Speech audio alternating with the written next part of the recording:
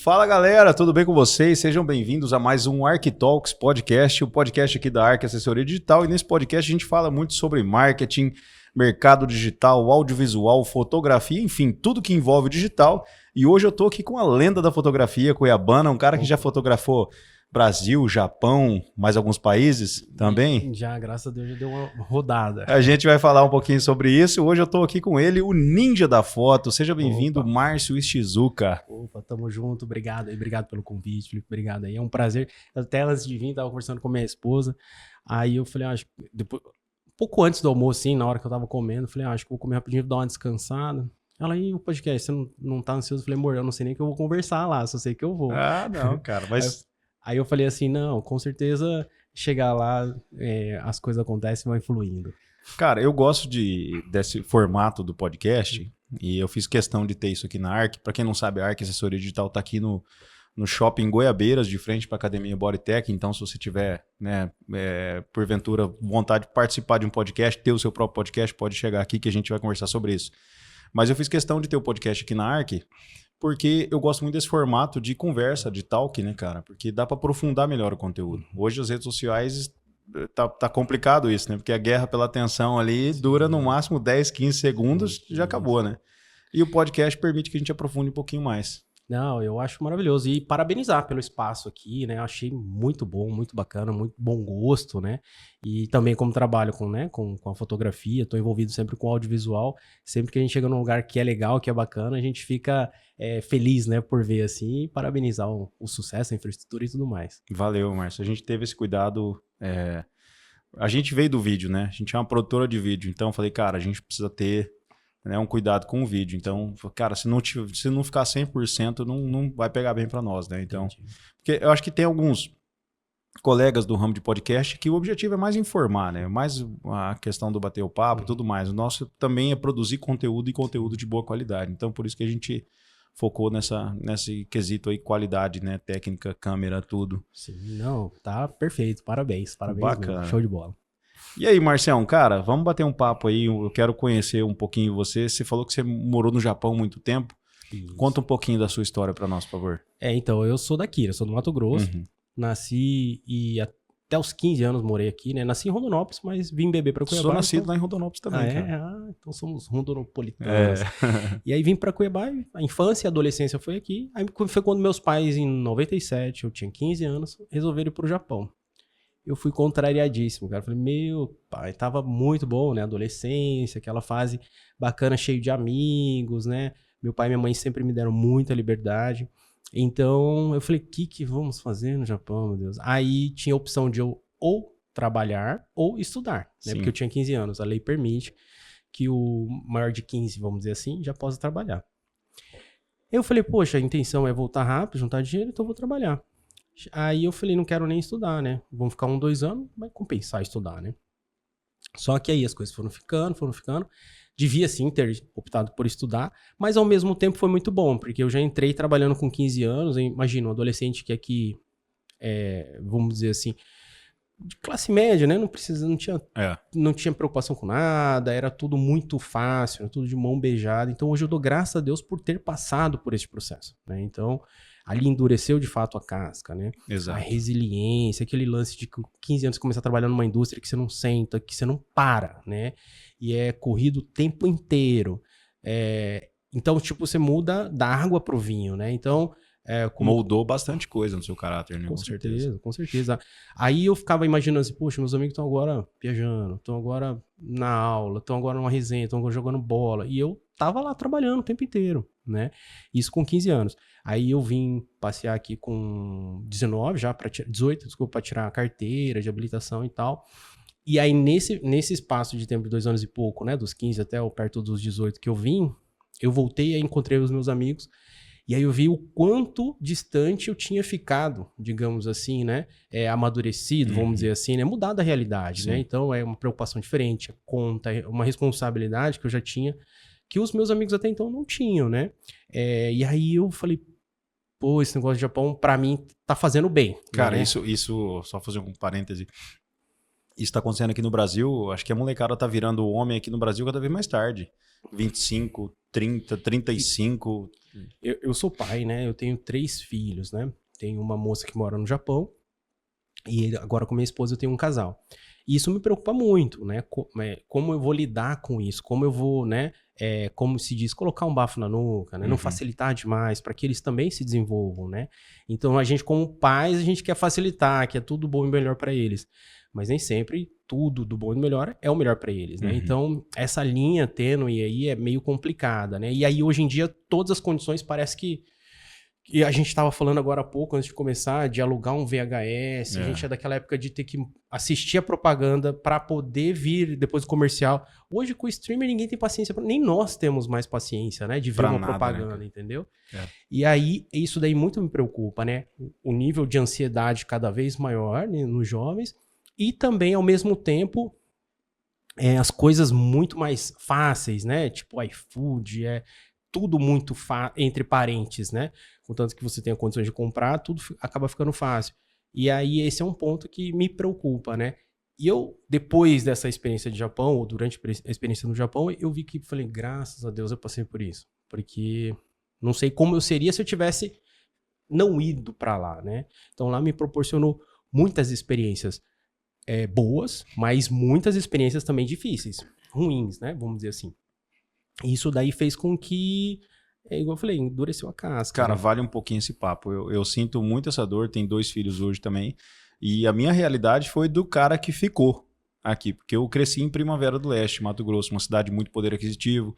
E cara, eu vivi essa dificuldade de emancipação, essa dificuldade de crescer, sabe, de ter que tomar decisões difíceis. Sim. De grande proteção, né? De você crescer numa redoma. E, cara, isso realmente me impactou muito a minha vida. Hoje eu olho pra trás e falo, cara, se eu tivesse, por exemplo, uma dor que eu tenho, eu queria ter servido o exército.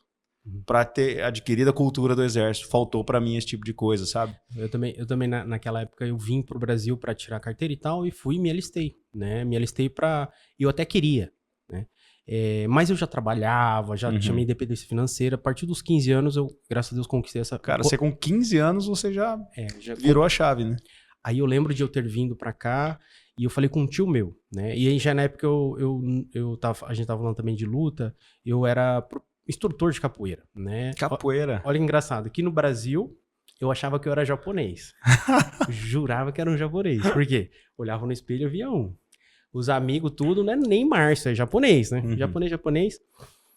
Fui pro Japão. Cheguei lá, no aeroporto, eu olhei e falei, caramba, que povo estranho, cara. Aí eu fiquei assim... Aí eu vi que eu só parecia japonês e não tinha nada de japonês. Então, olha aí, pra todo mundo que tá ouvindo, você tem descendência de alemão, de italiano, qualquer descendência que você tem de japonês... Meu, você só tem descendência, você é brasileiro, meu irmão. Não tem jeito. Você chega lá fora, é muito diferente. É muito diferente. Aí eu vi a distância. E aí foi onde eu me interessei ainda mais pela cultura brasileira. E aí eu comecei a me envolver. E assim, a comunidade brasileira lá acaba sendo bastante unida, né? Bastante fechada. Por vários fatores, mas principalmente por causa da língua e por causa da cultura do próprio japonês, que eles são muito fechados com eles mesmos, né? Então, eu costumo dizer que uma diferença muito grande do Oriente e do Ocidente é que nós aqui, a gente chega e fala assim, opa, tudo bom, entra, senta, fica à vontade. Você dá confiança. A partir do momento que a pessoa, vamos dizer assim, pisa na bola, você tira a confiança. Lá não. Lá a confiança você conquista. Então, você vai chegar a conversar com o japonês, ele não vai se abrir. Você vai falar, oi, tudo bom, muito prazer. Não tem nem esse muito prazer, assim, vamos dizer assim, não, é só oi. E aí você vai, dia após dia após... Aí com um determinado relacionamento, você conquistando a confiança, aí é tranquilo. Mas até chegar lá, muitos brasileiros confundem isso com preconceito. Ah, ele é preconceituoso, cara. É só porque eu sou brasileiro. Não, meu irmão. Ele é assim com eles mesmos, com o próprio japonês, né? Então, aí voltando. Eu sei que eu peguei, fui pra lá, cheguei e falei, caramba, meu, que eu tô fazendo? Aí começaram a vir oportunidades diferentes, comecei a... conheci um professor de capoeira e comecei a aprender a capoeira e fiquei treinando muito. Aí tinha um grupo de apresentação. Eu falei, pô, quero entrar nesse grupo, porque aí fazia uma apresentação, já ia nos restaurantes, ganhava um cachezinho, e aí eu aprendi a tocar percussão, aí participava num grupo de samba e pagode. E olha só que legal. Fui pro Japão, virar capoeirista e percussionista. Deus, cara. Aí, e toca pagode. Pagode. No Japão? No Japão. Ah, mano, como assim, cara? Aí eu fiquei nessa onda. Porque assim, eu costumo falar que capoeira é quase uma religião, né? O cara entra na capoeira, Sim. meu amigo, é camiseta, é cueca, é tudo. Música de capoeira, vive a capoeira, né? Eu joguei capoeira também. É. Aí eu lembro que eu vim pro Brasil passear nessa época dos 19, 18 anos. E naquela época ainda era muito impulsivo, né? Aquela fase de querer se autoafirmar entre os amigos. Então era meio briguento, vamos dizer assim, né? E achava que brigava, achava que era um monte de luta. Foi aí que, em 99 para 2000, eu recebi um convite para treinar jiu-jitsu. Eu falei, não, esse negócio de ficar agarrando, suar, não, meu negócio é capoeira, né? Soco, chute é a distância. Foi quando eu recebi esse convite e fui. Meio contrariado, mas fui. Falei, vou lá ver o que vai ser. Rapaz, ignorância é ausência de conhecimento, né? Eu achava que era bom de porrada. Eu falei, caramba, eu não consegui fazer nada. Tomou esfrega. E eu já era contra-mestre de capoeira. Entrei num ambiente totalmente diferente. E aí me cantei com a arte do jiu-jitsu e não parei, né? Aí foi indo. Então eu costumo falar assim que eu fiquei mais brasileiro depois que eu fui pro Japão. Caraca, né? Mano. Até aqui eu achava que eu era japonês, né? Jurava que era japonês. Todo mundo me chamava, olhava no espelho e via um. Caramba, que massa, cara. E o jiu-jitsu, pra quem não sabe, jiu-jitsu é uma arte brasileira, né? Na verdade, assim, na história ele surgiu na Índia, foi pra China, o japonês aprendeu com o chinês e levou pro Japão. E lá ficou assim como um karatê, como um judô, ficou com uma arte, né, de combate mesmo e tal. Só que aí veio lá no início do século passado, né, 1900 e pouco, 1915, se eu não me engano, 30, alguma coisa assim, eu não sei exatamente, mas início do século passado, o Conde Coma foi pra Belém e ele conheceu os Gracies, né? Belém do Pará? Belém do Pará. E ele fazia, acho que apresentação em circo, mostrava a luta, sabe? Um japonês muito forte e tal. Foi onde ele conheceu os Gracies, né? Foi o Carlos Gracie. E aí ele começou a ensinar pra ele o jiu-jitsu. E aí o Hélio Gracie, que é o irmão do Carlos, que era mais franzino, vendo aquilo, um dia o Carlos não... se eu não me engano foi assim, o Carlos não foi dar aula, e aí chegou o aluno pra treinar, ele falou assim, e o Hélio sempre observava, já mostrando que é um cara fora da curva, ele falou, não, eu sei te ensinar. E ele nunca tinha treinado, ele só ficava assistindo a aula. Aí ele fez o golpe, mostrou, e no dia seguinte, o cara foi dar aula e falou assim, não quero treinar com você não, eu quero treinar com o Magrinho lá. Ele, mas ele não treina? Aí o Hélio começou a treinar de fato, e como ele era muito franzino, ele aperfeiçoou as alavancas. Por isso que é aí que surgiu o Brazilian Jiu-Jitsu. Entendeu? Foi o que os Gracies fizeram com o Jiu-Jitsu japonês, vamos dizer assim. Ah, entendi, cara. E aí, muito inteligentemente, o Hélio Gracie, muitos filhos, né? Enfim, os filhos, ele mandou para os Estados Unidos, outro foi meio que para a Ásia, e eles começaram a ganhar o mundo, desafiando popularizaram gente. O Brazilian. O Hélio já fazia isso aqui no Brasil, desafiando, né? Ele muito franzino, lutava com um cara muito maior, sem tempo e tal. No primórdio do Vale Tudo. E os filhos dele, né? Principalmente o Rickson, o Royce. Aí antes disso, teve o que criou o UFC também, né? Que veio pra cá, foi pra lá pros Estados Unidos. O primeiro foi o Pride ou não? Não. Foi o UFC. O UFC? Era primeiro que o Pride? Foi um dos filhos do Hélio que criou o UFC. E ele queria colocar os caras pra lutar numa jaula em cima de jacaré e tal. Eles, não, aí vai ficar meio tenso demais, né? Aí fizeram... mas eu não quero canto. Não quero ringue, né? Canto pra encurralar. Aí fizeram o octógono. E aí, não, fecha uma jaula, larga os caras lá. E aí começou o UFC. O Ultimate Fight, né? E aí o Jiu-Jitsu, né, foi soberano. O Royce, que era o mais... Entre parênteses, nem era o mais leve nem o mais pesado. Eles estrategicamente falaram, não vamos pôr um cara muito forte, que no caso era o Rickson, porque senão ele vai chegar lá, vai ganhar. Não, ele tá ganhando porque ele é forte. Não, vamos pôr um mais fraco. Aí botaram o Royce. E o Royce ganhou, acho que se não me engano, as 4 primeiras edições do UFC. Nesse processo, o irmão dele que criou, né, eu acho que é o Rorion, ele vendeu o UFC, né, e aí o UFC tomou proporções que é hoje, né. Caramba, velho. Mas foi uma ideia do brasileiro, enfim. Filho do Hélio. Cara, o UFC era de um brasileiro, De um Grace, de um Grace. A ideia veio dele, cara. Aí ele que... Caraca, O que aconteceu? velho. Olha só que interessante. Aí vamos pro audiovisual. Ele fez um formato que ficou... como não tinha tempo, e a televisão americana, né? Enfim, toda televisão tem um tempo. Eles, se eu não me engano, deu o tempo que eles tinham, hábil de programa, e o evento estendeu-se. Então, ninguém assistiu a final. E aí deu um baita de um problema pra eles resolveram isso aí na época. E aí foi onde eles, não, vão ter que reduzir o tempo, vai ter que colocar round. Aí ele, não. Aí eu já não é o que eu quero. Não vou provar a eficiência do Brazilian Jiu-Jitsu. Eu preciso que o cara se canse, então pode ser que leve mais tempo. Porque se um cara é mais franzino, o outro é muito grande, eu não consigo pegar um braço dele, um pescoço dele rápido. Eu tenho que cansar ele um pouco, tenho que minar ele pra conseguir finalizar. A estratégia do jiu-jitsu. Foi aí que ele falou, não concordo. Aí começaram a vir proposta, ele vendeu, na época, se eu não me engano, alguns poucos milhões de dólares, né? Uns 2, 3, não lembro. Mas foi pouca coisa, hoje é uma empresa de bilhões, né? Meu Deus, cara, que loucura, velho. Foi por causa do impasse da TV, que aí ele falou, não, aí veio a alteração, né? Tinha que alterar. E aí ele acabou vendendo. E o Pride nessa história? O Pride surgiu depois, o Pride já surgiu ali nos anos de 99, 98. Porque o Pride foi muito maior nessa época do que o UFC. Se o UFC já existia, não, o Pride tomou conta, né? Ele existia. Como que eu vou te falar? O Pride era um produto, no meu ponto de vista, como lutador e como espectador, né? Era um produto muito mais interessante, né? Porque, ao meu ver, qual que é a grande diferença? O Pride, ele conta a sua história. Ele vai lá na sua academia, ele mostra você treinando. Então, ele vende o herói. Que o japonês gosta disso. Gosta. O espírito samurai do cara. Né? E eles, assim, eles, como tem o judô na escola e tal, ele vê você vai num Pride da vida, você ia, né? Você vê assim, a faixa etária média, 50, 60 anos, você vê senhorinhas de 70 anos lá assistindo, e tá todo mundo quietinho. Caralho. Aí encaixa uma finalização, aí eles, aí tira a finalização, eles, aí raspa, e a gente aqui não, vai morrer, aí fica aquela loucura, mata, não sei o que, sabe? É muito mais emotivo. Lá não, é mais racional, mais técnico, né? Então eles têm esse apreço.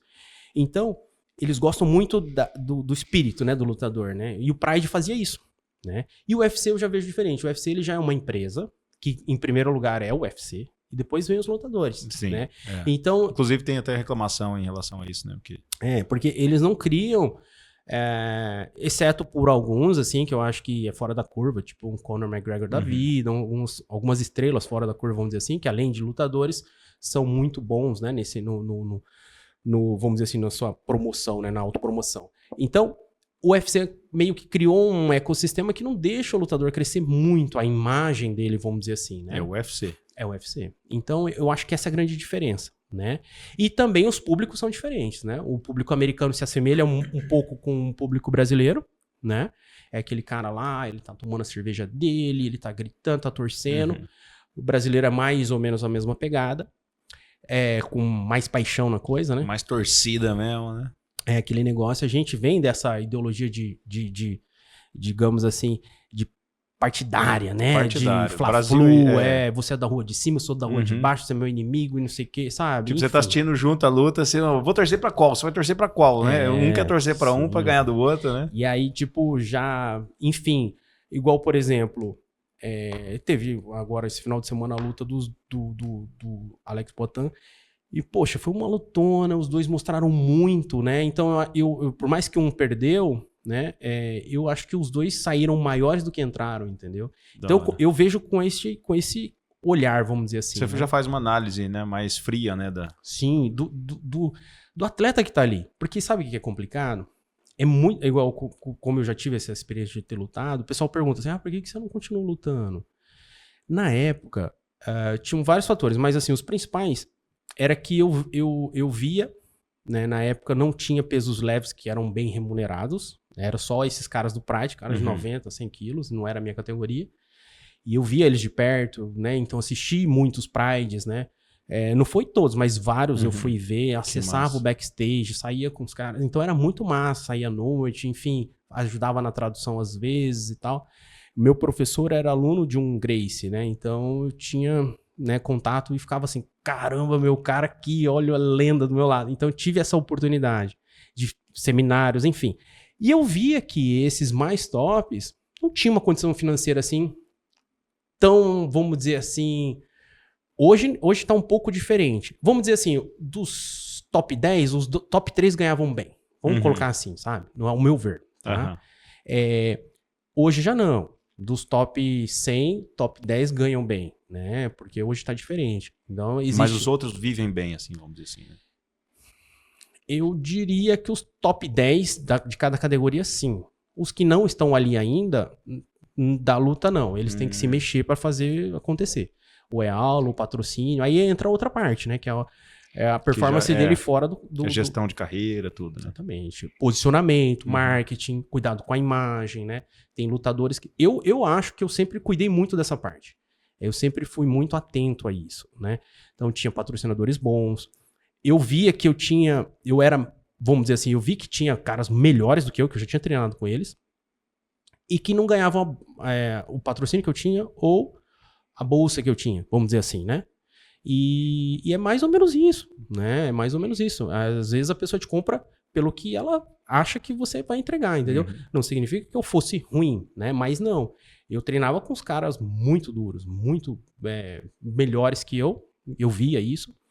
E às vezes eu sentia que eu tinha uma colocação um pouco melhor dentro da organização, ou reconhecimento, sabe? Mas por quê? Mas também por causa do profissionalismo também, né, cara? Também, lógico, porque, lógico. Pô, igual jogador de futebol, né? Às vezes tem uns caras que tem um talento enorme, mas não cuida da carreira. Aí não adianta, não vem os caras que hoje alta performance, né? O pessoal, tem muita gente que não sabe. Mas a alta performance no futebol exige muito compromisso do cara. Ao extremo, né? Sim. E deve ser a mesma coisa na luta. Na luta, a mesma coisa. E outra, assim, como eu não tinha isso como sonho, como vontade, foi profissionalizando. Se eu contar pra você a história da minha primeira luta, você vai falar assim, cara, você é doido. Eu vou dar um exemplo, assim. Teve uma vez que a gente foi... Mano, larga a mão de falar de fotografia. Vamos falar... A gente tá falando de luta, muito né? legal isso aí. Ó, teve uma... A gente volta outra vez. Aí fala de fotografia. A gente coloca uma regra aqui que não vai falar de luta. Teve uma vez que teve uma entrevista que a gente foi um colega meu de academia e ele treinava comigo, assim, vamos dizer, mesmo nível técnico, pujança e tal. E aí a jornalista veio conversar com a gente, e isso foi em 2000, acho. A gente trabalhava como segurança também, né? Fazia alguns negócios assim. E ela veio entrevistar por conta disso, né? Como que era ser segurança e tal. E aí eu falei, olha, eu sou pequeno, não sou, né, grande igual 90, 2 metros, os caras, a maior parte dos seguranças são, mas a gente tenta usar de estratégia. Eu comecei a conversar com ela, e esse meu amigo ficou meio fechado, ele era meio mais bad boy, vamos dizer assim, né? E, cara, pegou a entrevista minha, eu conversei com ela um montão. Eu acho que foi a primeira entrevista que eu dei, assim, relacionada a isso, né? E ele conversou com ele. Aí ela falou, vai sair a matéria tal dia. Cara, quando saiu a matéria, tirou a foto eu e ele, ela tirou ele, cara. Ficou só a minha foto e o meu texto lá da matéria. Aí na hora eu entendi, que falei, cara, porque eu conversei mais, eu acho que eu consegui passar mais informação. Se vendeu melhor. E ela automaticamente pegou meu texto e escreveu, né? Descreveu meu texto. E ele, como acho que não colaborou dessa forma, não percebeu dessa forma, acabou que ela não comprou, né? Vamos dizer assim. E ali foi uma virada de chave, né? Que eu falei, cara, tem que seguir pra esse lado, né? Isso eu tô falando, eu era faixa branca ainda. Aí faixa branca de jiu-jitsu? Jiu-jitsu. Mas treinava bastante, já tinha competido, tinha ganho algumas coisas, mas ainda era faixa branca. Aí fui treinando. Aí eu fiz um MMA amador, que é aqueles com capacetinho, cotoveleira. Aí, e era em Tóquio, eu morava em Nagoya, e eu ia pra poder fazer aquilo lá e sair à noite, passear em Tóquio. Não era nem por causa disso aí, porque era tipo um pré-pride, né? Tipo um evento numa academia, uma academia grandona. E chamava pré-pride. E eu fiz outro, ganhei de novo, na mesma estratégia, era uma chave de pé que eu tinha, ganhei rapidinho. Aí na terceira, falou, Márcio, vai ser em Osaka. Que é assim, no Japão, Nagoya é a terceira maior cidade, Tóquio é a primeira, Osaka é a segunda. E Nagoya fica no meio das duas. E eu nunca tinha ido pra Osaka. E aí eles falaram assim, aí eu já era faixa azul, já tinha uns 4, 5 anos de treino de jiu-jitsu. Aí demorei pra quem treina jiu-jitsu, sabe, por que 4, 5 anos ainda faixa azul?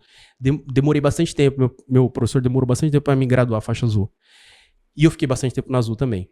Então, enfim. Voltando. Aí eu peguei, o meu professor falou, olha, eu não vou conseguir, mas vai ter um evento em Osaka. Você quer lutar? Eu falei, eu vou. Ele falou, ó, mas não vai ter capacete e cotoveleira, né? Desculpa, joelheira e capacete. Vai ser só luvinha. Mas em pé, soco e chute, no chão é só jiu-jitsu. Aí eu fiquei assim, eu já tinha treinado porrada, mas assim, não era muito. Eu tava focado no jiu-jitsu. Eu falei, cara, se eu não derrubar esse cara, vou tomar um prejuízo. Aí eu falei, mas eu vou, porque é em Osaka, vou curtir, vai ser legal. Cheguei lá, rapaz, o negócio era um evento muito bem organizado, e eu fiquei meio assustado, falei, caramba, o pessoal ligando, aí fizemos uma entrevista, aí fui lá, fomos na academia lá pra poder fazer uma pesagem, passar as regras e tal. Aí eu já saí meio assustado, falei, caramba, o negócio é meio chique aqui, o negócio é meio bem organizado. Fomos à noite, saímos à noite, fomos pra uma balada lá. Eu fiquei acordado até umas 2, 3 horas da manhã. Voltei pro hotel, dormi 8 horas, fui pro ginásio lá, né, pra onde ia ter o evento. Cheguei lá, cara, é um evento meio que montado pra TV a cabo, TV por assinatura. Sim. E tipo um estúdio, né, digamos assim. E tinha uma galera lá pra assistir, levei 2 primos, que moram aqui em Cuiabá, inclusive, que estavam no Japão na ocasião, morando lá. E um amigo e o meu amigo que foi como meu coach, né? Mais graduado que eu. Cheguei lá, cara.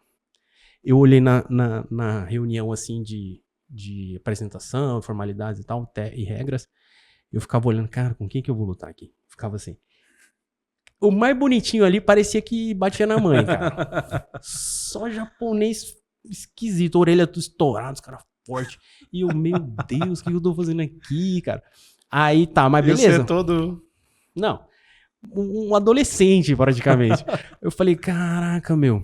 Aí eu lembro que o meu amigo pegou assim, aí o cara deu as regras e valia tudo. Valia tiro de meta, cotovelada, tudo. Tiro de meta, tipo... O cara tá caído no chão, você pode chutar a cabeça dele, pisar na cabeça dele, cara. pular com os 2 pés na cabeça dele, que tinha no Pride. Aham. E eu fiquei assim... Aí meu amigo, calma, Márcio, calma. Eu confio em você. Eu confio em você, fica tranquilo. Aí eu... Rapaz, se eu tivesse metade dessa confiança que você tem em mim, eu já tava tranquilo, cara. Aí eu, mas beleza, tamo aí, vamos aí. Aí o trem, como disse que... Você já tinha tomado umas porradas já ou não? Mas... Não. Você nunca não vou mentir, não. Nem nas brigas de rua, não. Graças a Deus, meu anjo da guarda acho que é bom de briga. Nunca. Porrada bem dada, não. Tipo, pra falar assim, já apanhei algumas vezes e tal. Já tomei uns Nunca. resvalos, assim, né? Uns trem assim. No corpo, sim, mas no rosto, na cara, não. Não treinava isso. Não treinava. Tinha treinado capoeira, tinha treinado... Mano, você foi pra um vale tudo sem treinar porrada. Não, aí vai vendo. Você acha que o negócio não piora? E eu já fiquei... Nossa, eu nem dormi direito. Meu Deus, o que eu tô fazendo aqui? Aí eu tinha recebido um seminário de um cara que tinha vindo do Japão umas semanas antes. E eu achei que eu tava bom de jiu-jitsu. Porque eu tinha ganhado um campeonato lá... Todas as lutas, finalizei todas, fiz, acho que foram 14 lutas, finalizei as 14, fui bem, sabe? Tava tipo assim, me achando. Cara, esse cara, eu não consegui fazer nada. Nada nele. O cara parecia um The Flash, cara. E forte, duro, aí eu fiquei assim, me coloquei no meu lugar de novo, sabe? Falei, caramba, eu tenho que melhorar muito. E aí, na semana seguinte, eu vou pra um evento daquele tamanho. Eu falei, cara, esses caras devem ser tudo... Então você já tava com a sua confiança... A autoestima tava -3, né? Aí foi piorando. Aí chegamos no camarim, o cara que dividiu o camarim comigo, ele acho que era a 2ª ou 3ª luta, aí tava eu e o Vinícius. O Vini é esse meu amigo que foi mais graduado, ele era de Campo Grande, inclusive Mato Grosso do Sul. O Vini era faixa roxa e o azul. Aí eu olhei assim, isso era 2002, 2003, por aí. Aí eu peguei, olhei pro Vini, aí o cara tinha um massagista, tinha um cara pra treinar com ele em pé, o outro pra treinar chão, uma equipe profissional, cara. Fruta, assim, ó, uma cesta assim com banana, laranja, maçã, não sei o quê, o isopor, tudo com o nome dele, cara. Abrigo, assim, sabe? E eu e meu amigo só assim, eu só tinha uma bolsa, uma coquilha, um esparadrapo, um protetor bucal e um carbogel, assim. Aí meu amigo vai lá, rouba uma banana. Aí a gente lá pegou uma banana. Enfim, esse cara foi lutar, a 3ª luta, a minha acho que era a 5ª ou 6ª, foi depois dele. Olha, eu falo assim aqui, eu nunca vi em todas as lutas que eu fiz, todos os eventos que eu fui como árbitro, como alunos meus foram lutar, sei lá, acho que milhares de lutas que eu já vi, eu nunca vi um cara se machucar tanto. Esse aí. E o cara que tava no meu camarim, tipo Playboy, né? E tinha uma TV no camarim, e essa TV mostrava a luta. E esse cara começou a apanhar. E eu ficava olhando aí, meu amigo, não, olha aqui pra mim. Olha aqui pra mim. E meu amigo assustadão. Aí eu falei, cara, o que eu tô fazendo aqui, Se cara? esse maluco aí tá apanhando, imagina eu. Eu sei que eu falei assim, cara, que besteira que eu tô fazendo aqui. Caraca. E na segunda eu tinha uma reunião, eu já trabalhava numa empreiteira, contratava e terceirizava a mão de obra lá, né? E a gente ia ter uma reunião com o pessoal da Toyota. Cara, eu já tava pensando, eu com a cara cheia de hematoma. Esse cara chegou no camarim, falar pra você, ele foi sentar assim no chão, ele tava tão grosso, eles trouxeram ele, parecia The Walking Dead. Uma toalha na cabeça, sério mesmo. Uma toalha na cabeça assim, ó, melado de sangue caindo. Eu falei, cara, esse cara tem que ir pro hospital. Botaram ele assim, ele ficou assim, e depois levaram ele embora de novo. Eu falei, pra que trouxeram esse cara aqui pra mim? Só deixou a sala toda cheia de sangue, cara. Eu falei, meu Deus do céu. Aí, meu amigo, eu confio em você, hein? Eu confio em você. Vamos fazer aquilo que a gente treina. Eu falei, a gente não treina isso, cara. A gente não treina. Resumindo, fui lá, saí na porrada com o cara. E ao invés de eu fazer o jiu-jitsu, eu fiquei querendo dar uma de Vitor Belfort ou Wanderlei Silva, mas minha porrada era muito fraca. Eu até acertei bastante golpe no japonês, mas não nocauteava. Não tinha um poder de nocaute. E eu, ao invés de finalizar, eu fiquei batendo em nada do cara. E eu nada de finalizar, e o cara nada de apagar e tal. Enfim, ganhei por ponto, né? Ganhou por ponto. Mas saí de lá triste, porque eu falei, cara, o que eu fiz com a minha vida? Parecia que eu não tinha um osso inteiro no meu corpo. Eu fui entender depois que eu não apanhei tanto, porque eu assisti o vídeo. Porque na hora que aquela adrenalina é tão grande, e eu falei com tanta dor no corpo, eu devo ter tomado muita pancada e eu nem lembro. Mas não foi. Tomei uns golpezinhos, mas assim, consegui controlar boa parte da luta. É porque eu não tinha preparo mesmo, né? O meu corpo não estava acostumado com aquilo. E aí eu saí de lá assim e falei, o cara que faz isso com o corpo dele é um imbecil, cara. Nunca mais eu subo num ringue desse. Não, para com isso. Mas foi só uma luta daí nesse dia? Só uma luta. Aí eu peguei... Eu nunca fiz de MMA mais de uma luta por noite, entendi. Assim. Sempre foi uma... Aí eu peguei, saí de lá, falei, nunca mais eu subo num negócio desse. Aí tomei um Dorflex e tal, não sei o que, pá. Voltei pra trabalhar, todo mundo ficou sabendo. Ô, chefinho, ganhou lá, né? Pô, massa. Japoneses que são clientes nossos. Shizuka-san, já está né, medo dos irmãos. Eu fiquei... Respeitaram. O pessoal começou a comentar, né? Um comenta com o outro, ele lutou um evento de MMA e tal. Aí eu falei, pô, legal. Aí as duas já começou... Meu joelho esquerdo tava doendo e o meu queixo. Tinha tomado uma pedalada no queixo aqui. Fiquei acho uns 20 dias sem comer carne vermelha. Conseguia morder. E uma pedalada no joelho também, porque ele caiu no chão e ele ficou me dando um chute assim, né, pedalada. E aí...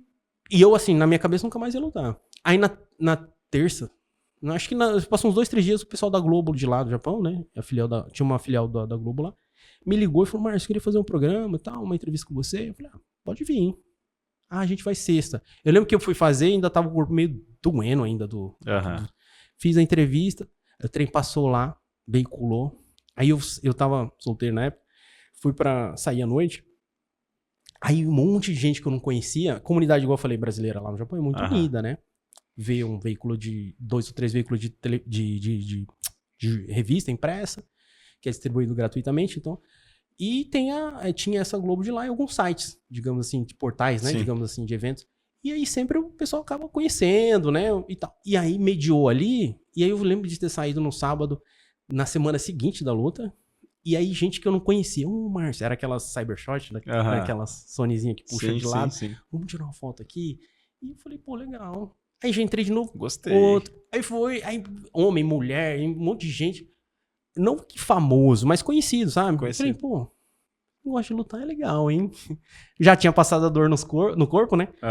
Aí eu sei que falei, cara, tá aí. Se tiver outro, eu acho que eu vou. Não, acho que isso foi no sábado. Na terça-feira, o dono do evento ligou e falou, Márcio, Shizuka-san, o japonês, que era o dono do evento, né? Um japonês bem grandão assim, estilão, aquele mafiosão, assim, sabe? Bem figura, parece que saiu de um filme, cara. Ô, Shizuka-san, gostei dessa luta, quero você de novo aqui no próximo evento. Aí foi brasileiro ou era japonês mesmo? E aí foi indo, 1, 2, 3, 4. E aí A última que eu fiz foi... Aí eu perdi uma em Nagoya, que é na minha cidade. Aí eu já tava achando que não ia perder e perdi, cara. Perdi, fiz tudo errado, perdi. Um cara mais forte. Eu não tinha esse negócio de desidratar, perder peso. Eu sou baixo, né? E aí o cara... Eu lutei com 72, o limite era 74. No dia da luta eu tava com 72, ele já tava com 82. Eu não consegui segurar o cara. Derrubei ele no primeiro round 5 vezes, mas não conseguia segurar ele. Não conseguia imprimir o meu jogo nele, né? Além de também ter errado em várias outras coisas. Mas enfim. Aí eu fiquei grilado. Aí eu falei, não, tem que lutar. Aí fui lutar, depois aí lutei mais certinho, foi mais profissional. Eu costumo dizer assim que profissionalmente foi só as últimas, né? Até essa que eu perdi aí, eu ia pra brigar, vamos dizer assim. E você lutou quanto tempo? Tempo foi 9, 10 anos. Cara, mas eu vi uma imagem aqui, você subindo num round e tal, num campeonato massa. Era tipo esse aí. Não, Aí esse foi o último, né? Eu acho que foi o último que foi no M1, né? Que aí eu ganhei o título do M1. Aí já era outro nível. Aí já tava, vamos dizer assim, já era um evento... Na época, aí o UFC comprou o Pride, né? Em 2009, por aí. Não sei exatamente, mas por aí. E aí ficou... só tinha o One e o M1 lá no Japão. E eram os maiores eventos da Ásia, né? Aí eu lutei nesse M1. Aí depois que veio o Rising, né? Que hoje tá bem grande lá, tipo o Pride mesmo, o Rising. Mas ele é mais forte na Ásia. É um produto voltado, igual eu tava falando anteriormente, um produto pensado pro consumidor, pro asiático, japonês, né? Pro mercado japonês. O Ocidente ainda não compra tão grande, não. O Ocidente compra mais o UFC mesmo, né? Então, aí lutei nesse evento, aí já era outro nível, aí já tava mais preparado, aí eu fiz um trabalho de peso. Aí as lutas, também por conta desse trabalho bem feito, eram mais rápidas, eu não sofria tanto, sabe? Consegui ganhar com 2 minutos, 1 minuto e pouco, sabe? Porque já tava mais bem preparado, já faixa preta também, né? Então. E, cara, e como que é essa parada de perder tanto peso e depois ganha tanto peso rápido assim, cara? Então, é assim, mais ou menos assim. Depende de metabolismo para metabolismo. É lógico, uma pessoa maior, tem mais massa, consegue perder mais peso. Mas é mais ou menos isso, ó. Vamos supor, você vai lutar daqui 60 dias. Aí você começa a fazer algumas dietas mais restrita de carboidrato, com bastante proteína. E aí você vai diminuindo, né, o seu peso naturalmente. Só que chega na reta final, você já chega bem magro, né? Com um estoque de gordura bem baixo, percentual de gordura baixo. Só que aí você vai... Ou seja, você de normal... Vamos supor que você tenha 90 quilos, suponhamos. Aí você fez um trabalho legal, você vai lutar de 7,4. Tá? Então você tem que sair do 90 pro 7,4. Vamos supor. Aí você vem fazendo uma dieta e você chega perto aí dos 80. 79, 80. Perdeu 10, 11 quilos aí. Treinando bastante. Aí não é tão difícil. Pelo volume de treino. Só que aí chega, como pesa um dia antes, né? Você chega para pesar, aí você desidrata, né? Ou seja, para aquele um dia antes, você vai tirar todo o líquido do seu corpo. 6 quilos. Dependendo da altura, vai. Pelo meu peso, assim, eu nunca perdi tanto, nunca precisei perder tanto. Mas, assim, 4 quilos você tira, né? Eu, no caso, né? Mas eu vejo, tipo, o Poatan da Vida, que é um cara bem grande, ele tira 8 quilos, né? Nossa, mano. Que é muito grande. Aí ele desidrata, só que aí no dia seguinte ele pesou, deu ok na balança, cara, ele começa a se reidratar devagar e começa a mandar carboidrato e água. Carboidrato e água. Como o organismo dele não via tanto carboidrato há muito tempo, chupa tudo. Vixe, aí oxigênio e nitrogênio nas células, ele fica muita resistência, além do peso voltar. Então ele vai ficar com mais resistência, mais força, né? Mas é um risco, isso fazendo bem feito, né? Esse é o plano. Aí existem variáveis. O cara pode baixar a imunidade, pegar uma virose, uma inflamação na garganta. Tudo isso, uma lesão que tá meio... a inflama. Aí, bicho. Então, por isso que é muito comum você ver o atleta no dia não performar tão bem. Porque deu alguma coisa errada no corte de peso, entendeu? Então é muito arriscado. Né? Muito arriscado. Cara, eu, que sou um mero mortal aqui, eu fico 2 meses sem malhar. Quando eu vou pra academia e malho o peito, no outro dia eu já acordo com a garganta arranhando. Já baixa normal. A imunidade na hora. Imagina esses caras, velho. Não, é normal. Não, aí existe uma série de fatores. Aí como ele tem um acompanhamento endócrino, nutrólogo e tudo mais, ele vai fazendo um mapeamento, né? Cada atleta tem uma ciência. Eu fui fazer mais ou menos isso já na última luta, né, praticamente. Até então era meio que na fé mesmo, na cara e coragem ia lá, né, lutava. Inclusive essa que eu perdi, o meu professor ligou e falou assim, Márcio, vai ter uma luta 74, né? Eu tava treinando na academia, eu olhei assim, peraí, professor, subi na balança 73. Falei, já tô no peso, não preciso nem fazer dieta. Faltava 20 e poucos dias, meio em cima da hora. Eu falei, bora. Eu não tinha perdido ainda, né? Bora. Aí fui, cheguei lá, o cara pesou lá pelado, e eu fui subir na balança 72. 72 e 800. No dia da luta eu pesei 72 e 500, ainda perdi. Do dia da pesagem pro dia da luta. E ele foi... 80 e poucos. Eu lembro que eu tava... antes de você ir lutar, você faz um doctor check. E eu tava no camarim, aí eu peguei e falei assim, olha, eu vou lá fazer já o meu doctor check. E aí fui fazer o doctor check e, cara, ele chegou... meu adversário chegou na mesma hora que eu. Aí ele chegou de moletom assim, né? E eu olhei e falei, caramba, tá grande o cara, hein? De moletom, né, e tal. E aí ele subiu na balança, porque pesava, aferia a pressão e ia fazer um reflexo ali com o médico. E aí na hora que ele subiu na balança, eu olhei, né? Olhei, 83. Falei, caraca, o cara tá com 11 quilos mais que eu. Só que eu treinava com caras mais pesados, 90, 90 e tantos.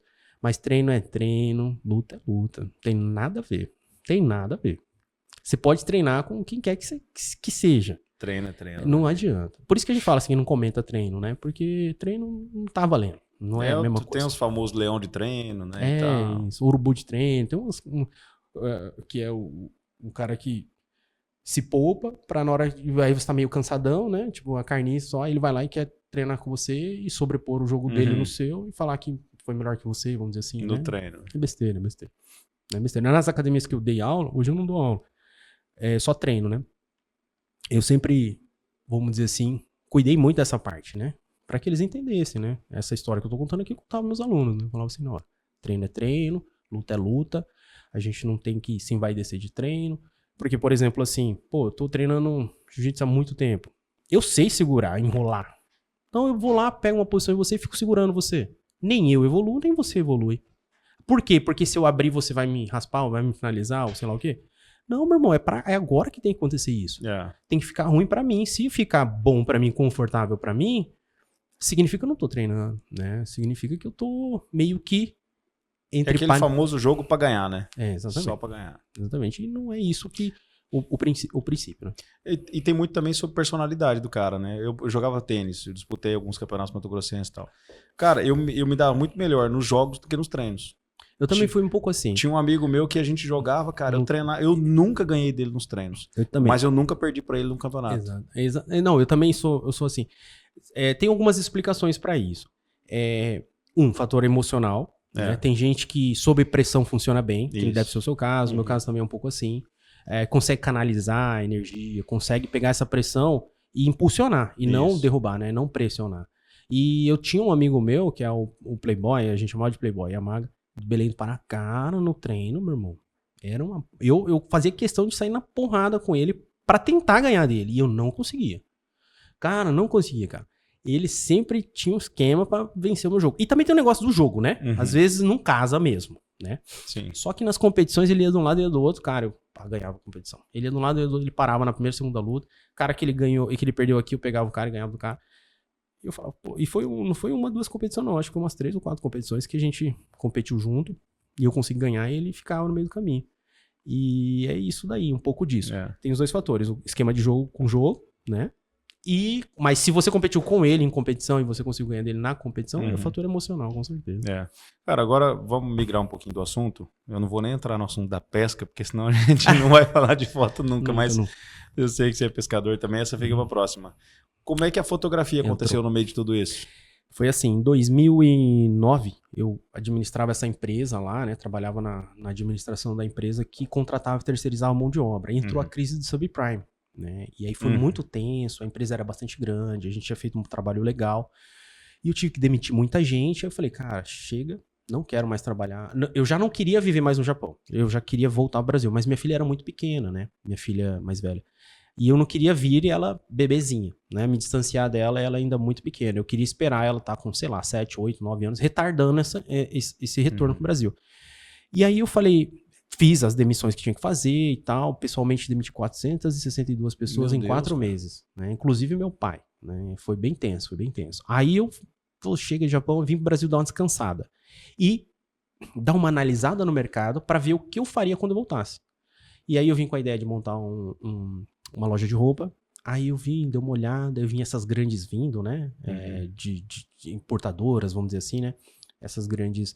E aí eu falei, cara, a loja de roupa acho que não vai encaixar, né? Acho que essas grandes aí estão engolindo elas, né? Eu queria uma. Aí o plano B era montar alguma coisa de alimentício. Aí eu olhei os bastidores alimentício, tributário e tal, vigilância sanitária, e falei, fazer certinho vai ser muito difícil. Aí desanimei.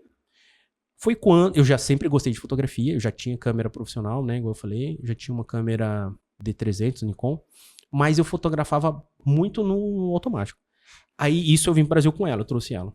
Aí nessa, eu conheci um fotógrafo profissional aqui, de eventos e tal, no interior de São Paulo.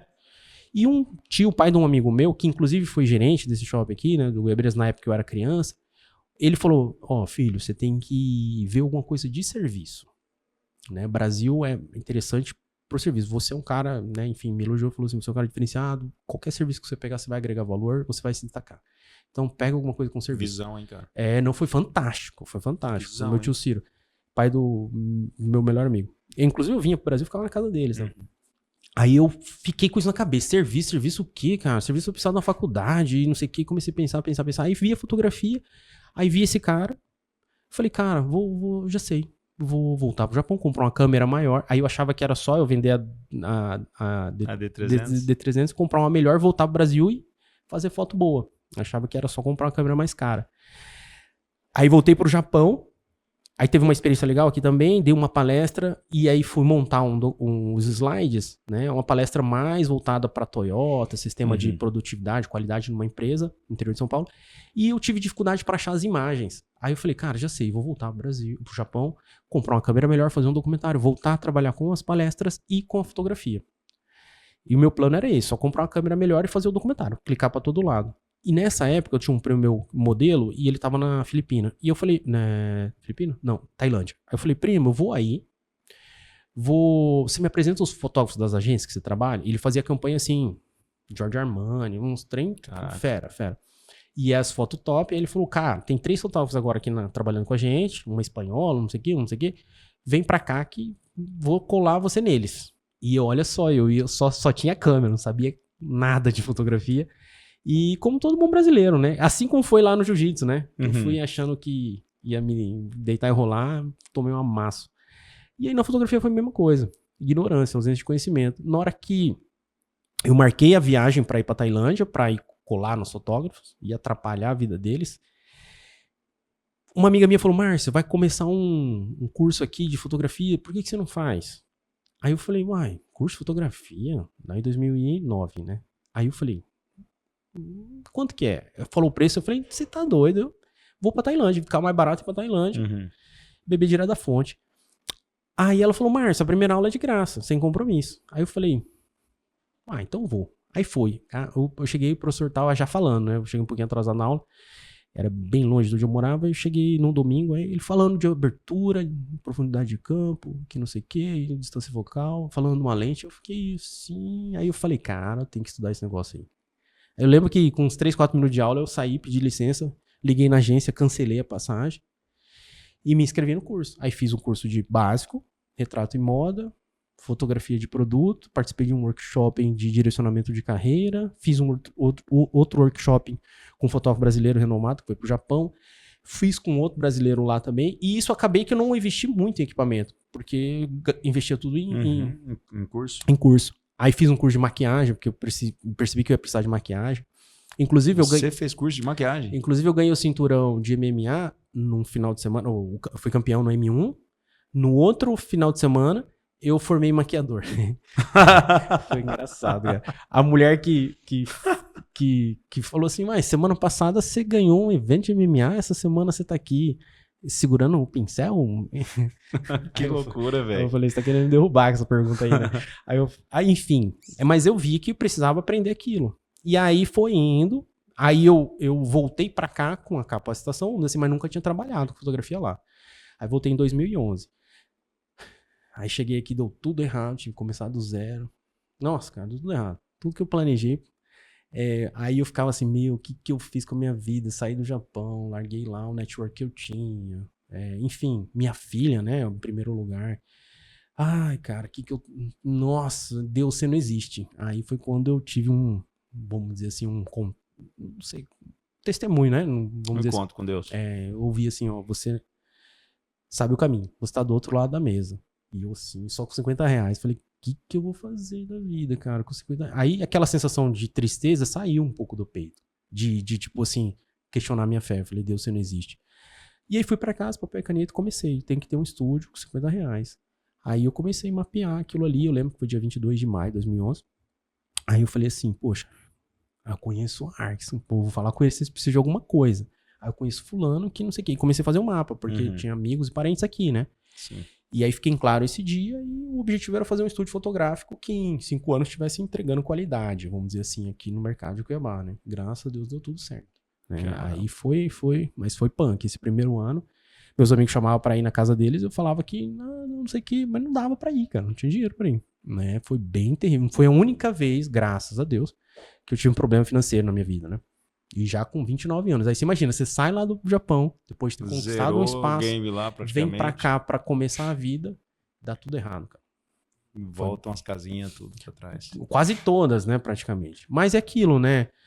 Eu sempre fui muito curioso, sempre gostei muito de estudar, de ler, de buscar, né, entender. Sempre fui assim, poxa, se ele dá conta de fazer isso, eu tenho que dar conta, né? Eu também tenho 2 pernas, 2 braços, né? Pode demorar um pouquinho mais, mas eu tenho que dar conta. Então, eu sempre fui muito provocado nesse sentido.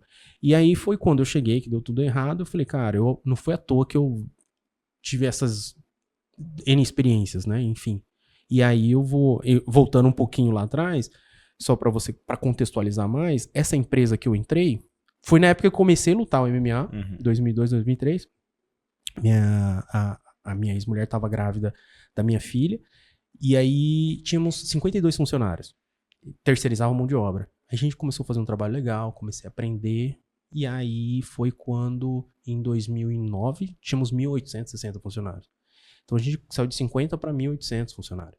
Então isso me trouxe uma bagagem muito grande, né? Então isso aí me amadureceu assim. Foi aonde que eu comecei a entender o japonês. Porque até então eu trabalhava com o japonês no dia a dia ali, só falava o trivial, e eu não entendia muito ele, né? E eu falava, por exemplo, assim, quando eu fui promovido para esse cargo, tinha um japonês que ele era bem chato, bem crica. Aí eu falava, o apelido dele era Porrinha, tão chato que o cara era. Eu vim pro Brasil, ele era um dos melhores amigos meus, porque eu comecei a entender o lado dele, né? Entendi. Né? Ó, vou contar uma situação assim, só pra você ter uma ideia. Teve um dia que um funcionário nosso soltou peça com defeito. Aí era sexta-noite. Ele, Márcio, pega essa pessoa, traz aqui. Falei, caramba, sexta-noite, cara. Aí vai eu atrás de você, vai lá, pega você e levo lá na empresa. Aí ele, Márcio, fala pra ele que minha filha formou com dinheiro dessa empresa. O meu outro filho que tá no ginásio vai se formar com dinheiro dessa empresa. Eu quero me aposentar com dinheiro dessa empresa. Erros igual a esse não vai fazer com que isso aconteça. Isso não tem cabimento. Se ele não quer colaborar com isso, ele não entendeu o quanto isso para mim é importante, eu prefiro que ele não trabalhe aqui comigo, que ele volte pro Brasil. E aí eu comecei a entender o lado dele, entendeu? Porque ele era tão criterioso, vamos dizer assim, tão duro. Porque lá o RH não é muito evoluído, assim, né? Não tem RH praticamente. Né? Caraca. É meio que na lata, assim. Aí não tem muita pelúcia. Mas eu acho que é porque lá a cultura já é bem diferente daqui, né? A cultura de trabalho da galera, assim, um pouco, né? Aqui tem que ter um RH muito forte pra você escolher bem, porque tem muita gente, mas pouca opção boa, né? Aqui eu costumo falar assim que a gente foi educado pra isso, né? É pra ter um emprego. Isso. Trabalho não. Esse negócio de trabalhar no que é bom, no que te dá prazer, que não sei o que, cara, não. Você pode trabalhar assim com o que você gosta, mas antes disso, você tem que entender que o seu produto tem que suprir uma necessidade da sociedade. Por isso que você vai receber, né? E é esse que tem que ser o objetivo da coisa, né? É promover ou facilitar alguma coisa para a sociedade. E aí as pessoas vêm com um romantismo assim, que eu vejo, que não existe na vida real, sabe? Não é fácil. Igual fala assim, eu trabalho com fotografia. Eu acho que eu pego na câmera, sei lá, 1% do meu dia, ou da minha hora de trabalhar. Do resto é negociação, conversação, blá, blá, blá, né? Edição, então não é um glamour o tempo inteiro, né? É estudando, negociando, fábrica, né, negociando, O pós é muito trabalhoso, o antes de fechar é muito trabalhoso, sabe? Então envolve muito mais coisa, né? Vamos dizer assim. São as soft skills, né? E aí eu acho que a grande diferença é mais ou menos isso, né? O japonês vê muito o trabalho como o arroz que você come, né? O arroz que sua filha come, é isso. Você tem que suar. Se tiver, oi, aí, tá de boa? Não existe tá de boa. Não existe. Né? Não pode estar de boa. Tem que estar corrido. Se tá de boa, tá estranho. Aí tem um termo que é Kyuryu Dorobo, ladrão de salário. Então, tipo, sem cruzar os braços, encostar, mexer no celular, pôr a mão no bolso, você tá roubando a empresa, né? Olha que cultura, velho. Aí muda completamente o software, né? O sistema operacional do funcionário, né? Não tem esse negócio de sabotar, né? Digamos assim. É visto com maus olhos. Aqui não. Vou no banheiro na hora do trabalho. A toma pessoa um cafezinho. ele acha que ele tá sendo bonzão. Mas não, cara. Ele tá prejudicando a empresa que põe alimento na mesa dele, né? Então, isso que eu vejo que é muito diferente, né? É muito diferente. A gente, infelizmente, foi educado para tentar ganhar muito e fazer pouco. E não existe isso, essa conta não fecha. E a gente tava falando no início, né? Tá ficando cada vez mais fácil sobreviver desse jeito no Brasil. Porque você tá falando, hoje tá muito mais fácil, até para quem fez uma aspa, né? Para quem tem dinheiro. Mas, cara, mesmo para quem não tem dinheiro, porque a gente foi educado para consumir. Então, hoje as grandes empresas, elas estão se tornando bancos. E tudo que você compra hoje, por exemplo, numa Casa Bahia da vida, você está financiando, na verdade. Você não está comprando. Você está financiando. Ela não está ganhando mais em cima da venda do produto. Ela quer te vender e quer que você faça um financiamento, um leasingzinho lá e paga juros para ela. Então, a cultura hoje é endividar todo mundo. Sim. Pronto, entendeu? Quer que você fica devendo aí para mim? Exatamente. E é isso. Então, tá tudo muito... O acesso a tudo no Brasil está muito fácil. Muito fácil. Você vê a galera que... filhos que nunca produziram nada, um iPhone de última geração, filhas que nunca produziram nada, um iPhone de última geração, uma família simples, uma TV de 70 polegadas em casa, né? Vou te contar uma outra historinha, assim, né, que a minha filha mais velha, Luana, na época ela tinha uns 4, 5 anos, e eu como separei da mãe dela muito cedo, então eu ajudava a educar, eu tenho um relacionamento muito bom com a mãe dela, e aí eu peguei, ela falou, olha, ela tá entrando no mercado, pede as coisas, faz mãe, aquela fase de 4, 5 anos da criança. E aí eu peguei e falei, eu quero que você converse com ela, mas eu quero que você converse na minha frente, quero ver como você conversa. Aí eu falei, tá. Aí fui pegar ela na sexta, pegava na sexta e levava no domingo. Na hora que eu fui pegar ela, a minha filha já tava coada. Aí a mãe dela falou assim, conversa aí na minha frente que eu vou ver. Eu falei, não, agora não. Eu falei, filha, desce lá no carro, né? Na época, uma ex-namorada tava lá, a tia Igreja já tá lá, fica lá com ela. E aí eu peguei e olhei pra ela e falei assim, olha, eu tô cansado, ela tá cansada, ela já tá esperando essa bronca. Eu não vou dar bronca com ela. Não vai resolver. Eu tenho que tentar fazer com que ela entenda isso.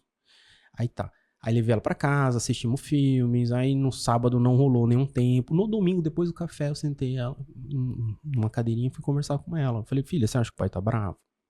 Ela olhou assim. Falei, você acha que o papai tá bravo? Não. Falei, então. Quando o papai era pequeno, quem ensinava pro papai as coisas era a vovó e o vovô.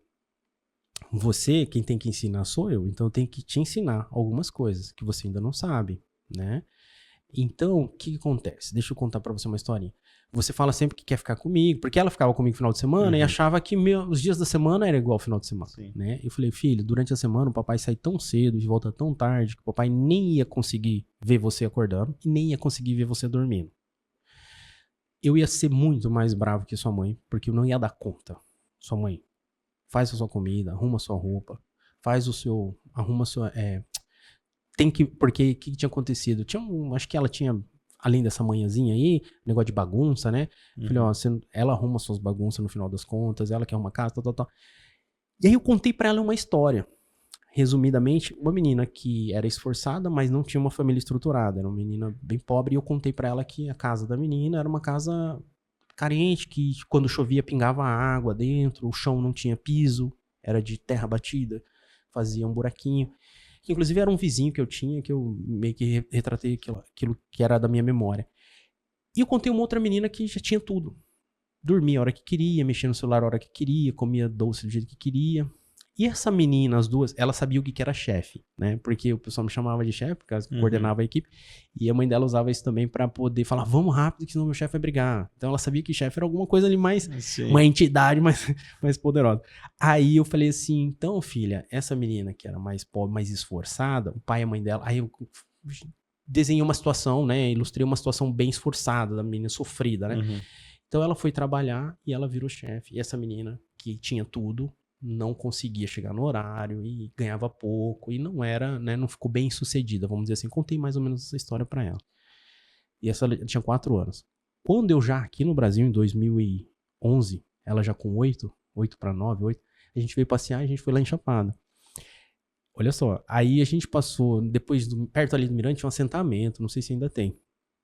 Aí ela passou, eu tava indo levar ela numa cachoeira lá na frente, ela olhou e falou assim, pai, é ali que moram aquelas pessoas que você falou pra mim, da menina que pingava água dentro da casa? Cara, tinha passado 4 anos. 4 anos, velho. Ah, ou seja, é esse que é o ponto, né? É você introduzir eles na realidade, como existem consequências das atitudes. Então, para eles ponderarem, entenderem, né? É muito difícil? É desafiador? É desafiador. Mas a gente tem que, né? Tem que lutar por isso, cara. Tem que lutar. A minha outra agora de 6, com a minha esposa, né? Que, por sinal, assim, parceirona, né? Guerreira demais, minha mulher. Aí, minha de 6 agora já tá nessa fase. O pequenininho de 3 ainda tá muito pequenininho. Mas é um barato. Nossa. Eu tenho uma de 5 e um de 3 e um de 1 aninho também. Um de 1 aninho e uma de 5 anos. Ah, um casal também. Cara, que doideira, né? Coisa mais gostosa da vida, né? O seu, o mais velho é o menino? Não, mais novinho é o menino. Ah, tá. Então quase igual o meu. Cara, e as meninas são fora de série, né, cara? Você tá doido. Não, você fica assim, né? Fascinado, né? O meu menininho de 1 ano e meio não fala quase nada ainda. Minha filha com 1 ano e meio já era uma tagarela. Fala pra tudo lá. O meu, a minha menina de 7, né? Desculpa. A de 7, ela, vixe, deita e rola, manipula a situação, é esperta pra caramba. A minha também. E o pequenininho de 3 já, né? Já não é tão pequenininho. Tá lá nas fases dele. Eu vi um videozinho lindo. Ele é figura demais. Nossa, é bênção demais. Eu achei que ia ser só pai de meninas, cara. Achei que ia ter 10 filhas, ia ser tudo menina. Aí veio um rapaz de taxa, veio um menino. Eu falei, que benção. Aí fechei a fábrica. Ô, mano, e vamos pra foto. Qual que é a sua praia na fotografia? Então, eu atendo hoje só o mercado de publicidade, né? Então, atendo as agências de publicidades, que na outra ponta tem os clientes, né? Então, até 2018, 2019 eu atendia eventos, ensaios pessoais, enfim, tinha uma equipe que trabalhava comigo. Aí depois eu falei, cara, eu vou focar só onde que eu tenho um ROI melhor, né? Um retorno melhor. E é onde que o mercado já me digamos assim, eu já tenho, vamos dizer assim, um espaço, não vou falar confortável, mas já tenho meu espaço no mercado, né? Então, eu falei, vou focar na fotografia de publicidade, né? Então, hoje eu atendo as agências grandes de publicidade aqui em Cuiabá, né, no Mato Grosso, que atendem as grandes empresas, né? E é isso, né? Então, geralmente as demandas que eu tenho são para peças gráficas grandes, outdoor, às vezes alimentar site, full banner, essas coisas, mas são empresas de médio e grande porte, né? Campanhas maiores, assim, né? Cara, e o que você pode me falar, assim, sobre o digital hoje, cara? Porque hoje, por exemplo, eu acabei de fazer uma campanha política de um candidato a vereador aqui de Cuiabá, que inclusive se elegeu. Legal, e, cara, a gente fez... A gente com câmera, com tudo, cara, chegou uma hora que a gente falou, não, tchau, vamos pro celular. Porque a guerrilha ali, produção e o celular, fluxo, ele otimiza vários processos, né? Cartão, tira cartão, joga no computador, edita e tarará. Você tem que ter esse ponto de equilíbrio, né? Do fluxo, né? No caso. E aí, vamos supor, no caso de vocês que necessitavam, né? Dessa performance, uma hora é tempo demais. Dependendo da situação. Tá doido. É um tempo de resposta, é um negócio assim, você tem que pegar e tem que alimentar. Então, o processo, igual você falou, você tirar um cartão de uma câmera, você tem que, além de carregar, descarregar os arquivos, tá com o cartão, você tem que passar elas no software, tratar, editar, depois você tem que aprovar isso, para depois você pôr de novo no celular para postar. não compensa, né? Ou com a qualidade que você já obtém com o celular, e é lógico, usando ele de uma maneira, né? Entre parênteses, né? Mais Minimamente. tecnicamente apurada, né? Vamos Uhum. dizer assim, com um microfone bom, com técnicas de filmagem boa, né? Uhum. Meu, você faz tranquilo. Eu faço bastante coisa de conteúdo com celular mesmo, né? Com a câmera é por conta dessa mesma praticidade, né? Agora, de vez em quando eu faço alguma coisa que eu uso as minhas câmeras, mas quando eu preciso de agilidade, é ele. Para foto eu já não consigo, porque eu preciso de iluminação, né? Eu preciso de flash. Então, a partir do momento que a câmera, um celular conseguir sincronizar os flashes de estúdio, tem alguns meios, mas ainda não é tão ágil, né? Tão bom, vamos dizer assim.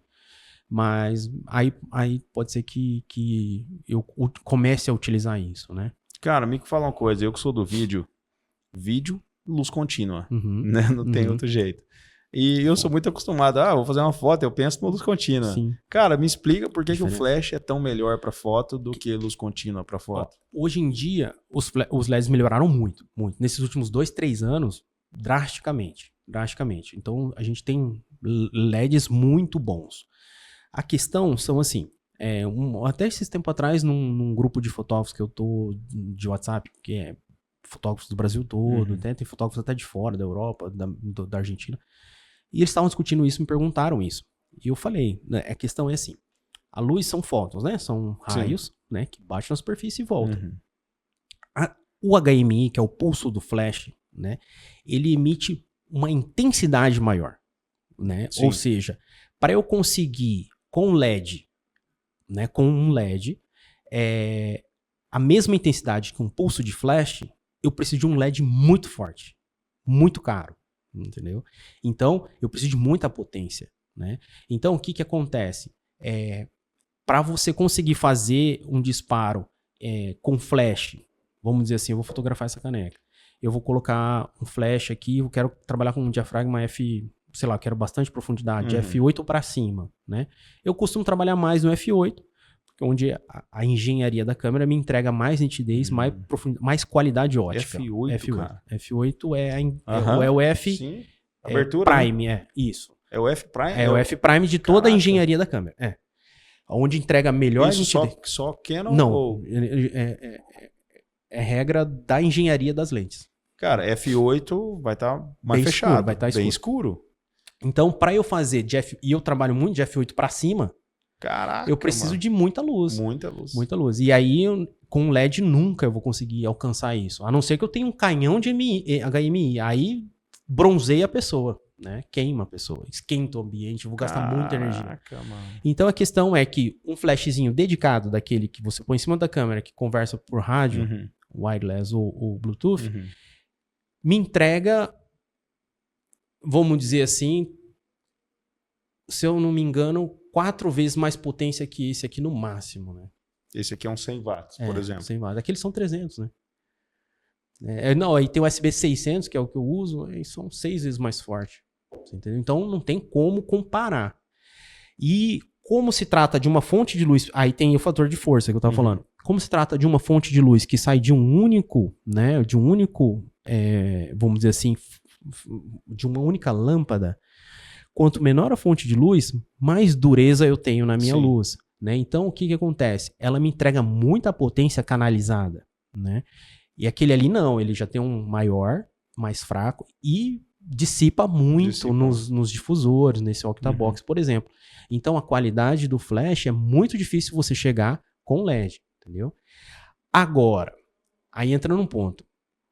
Por conta dessa realidade, faz com que o quê? A gente pega uma lente clara, você vai colocar um desfoque, no cinema usa muito, você não consegue com flash, ou com muita potência de luz, né, o flash não, desculpa, para filmar, né, com muita potência de luz, dá esse, como que eu vou te falar, essa cena cinemática que o desfoque, um bokeh traz, né? Sim. Então, para filmar, eu já boto o bafinho ali, coisa e tal, vou com o diafragma mais aberto, trabalho um pouquinho o foco, dou uma dançada naquilo ali, e tá legal, tá lindão, entendeu? Mas pra fotografia de publicidade... Depende do objetivo, né? Depende do objetivo. Exatamente. Pra fotografia de publicidade, já não rola.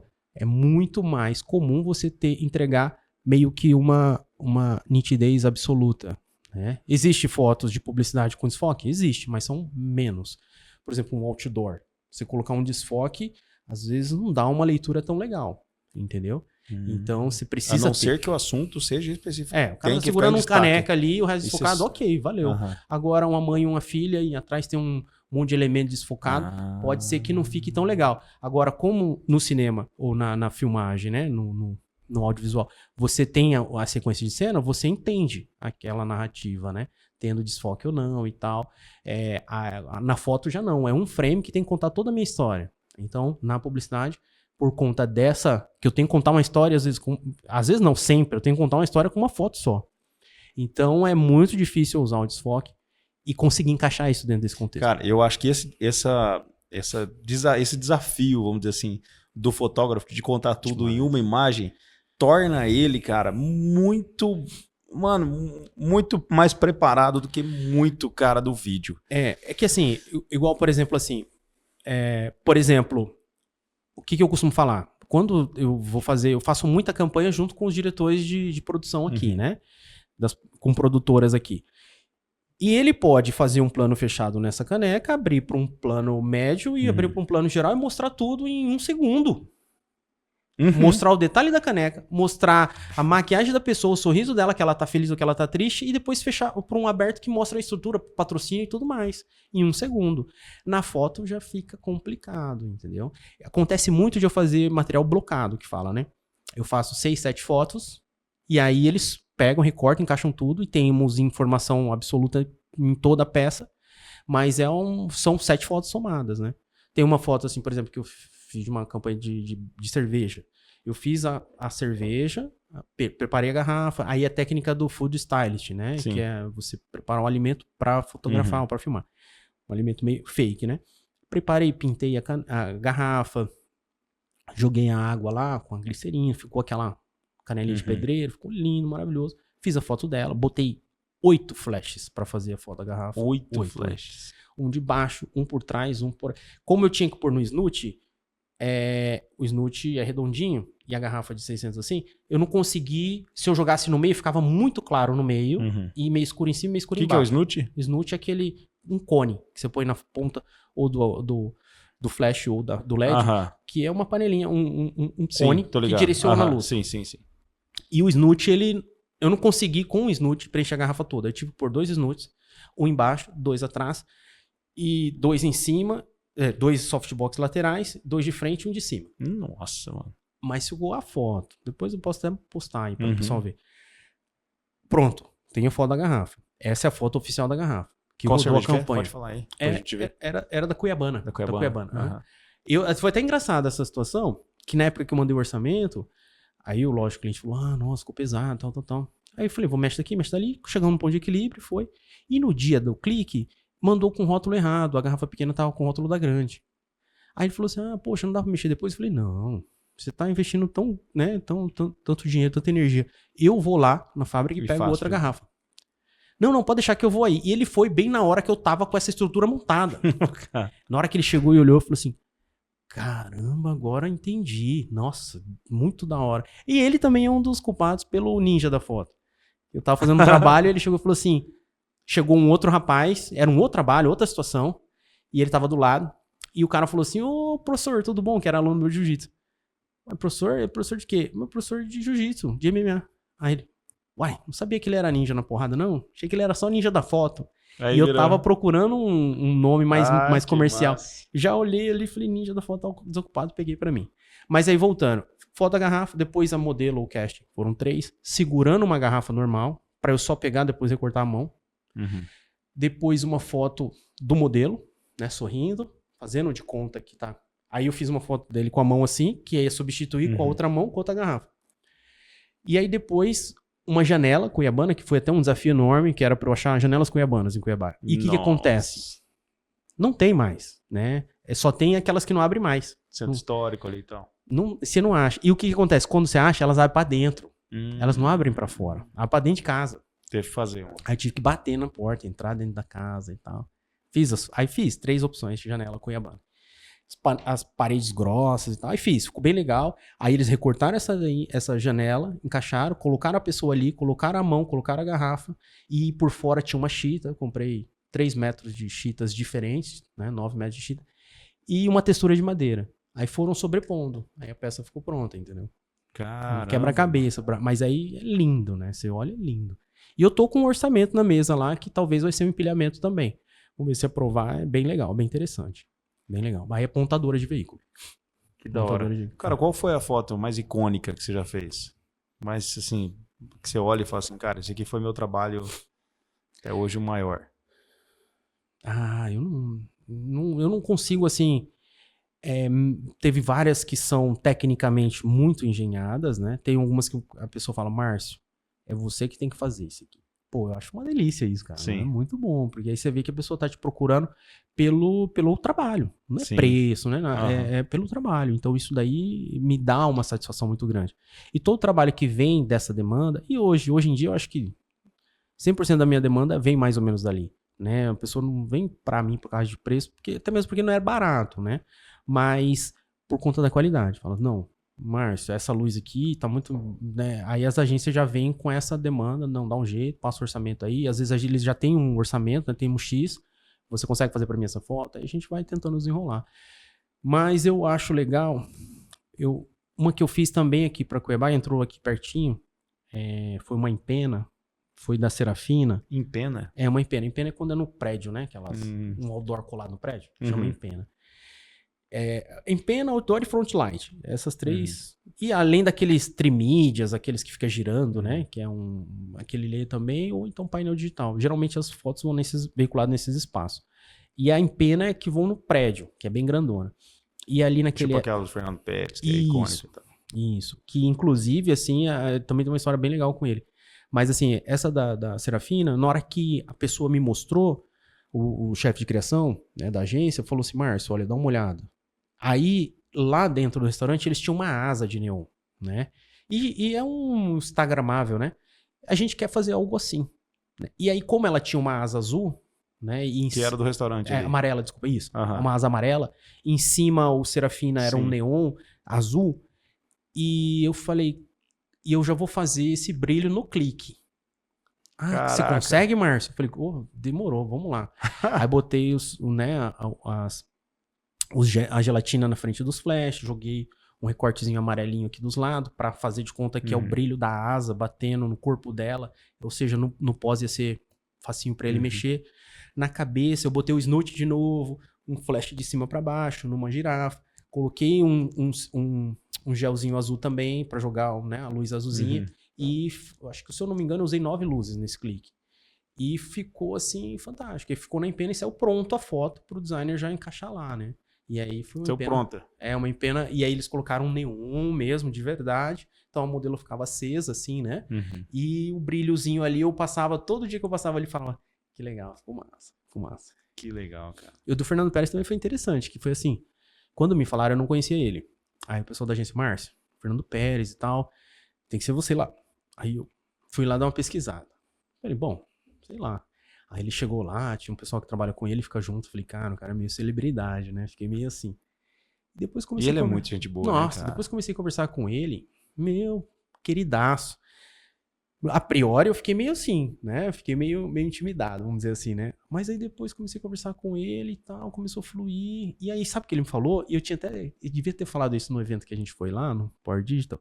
Ele falou assim, eu não conhecia você. Eu olhei a sua rede social e resolvi... A agência me indicou, mas eu não conhecia você. Aí eu olhei a sua rede social e falei, não, pode fechar com ele. E eu não tinha tanto cuidado com a rede social assim. Porque como o meu trabalho vem através de agência, eu pensava assim, quanto menos eu aparecer, até melhor. Por quê? Porque eu não quero a tia que vai fazer um aniversário, ou que vai fazer, sei lá, um casamento, e gastar essa energia, né? Sim. Falando, né? Aí até essa moça que me deu a consultoria de marketing, ela falou, Márcio, é melhor você falar 9 nãos e um sim, do que nem um sim, nem um não. Né? Eu falei, faz sentido. E aí foi aí que eu falei, não, vou mudar mais. Foi aí, ela deu o toque no Márcio. Mas Márcio e Shizuka, pra quem não conhece, é muito difícil. O pessoal segue você? Aí eu mudei, aí o meu Instagram era Estúdio MI. que era Estúdio Márcio Shizuka. O pessoal não seguia. Agora, ninja da foto, cara, Ninja eu falo da ninja foto. da foto, cara, a pessoa daqui 2 horas, ela, ninja da foto, ela bate lá no Insta e entra, entendeu? E aí, de fato, é mais comercial, mais Sim, flash. demais, palatável, total. E respondendo assim, eu acho que essa da Serafina eu achei que foi bem legal.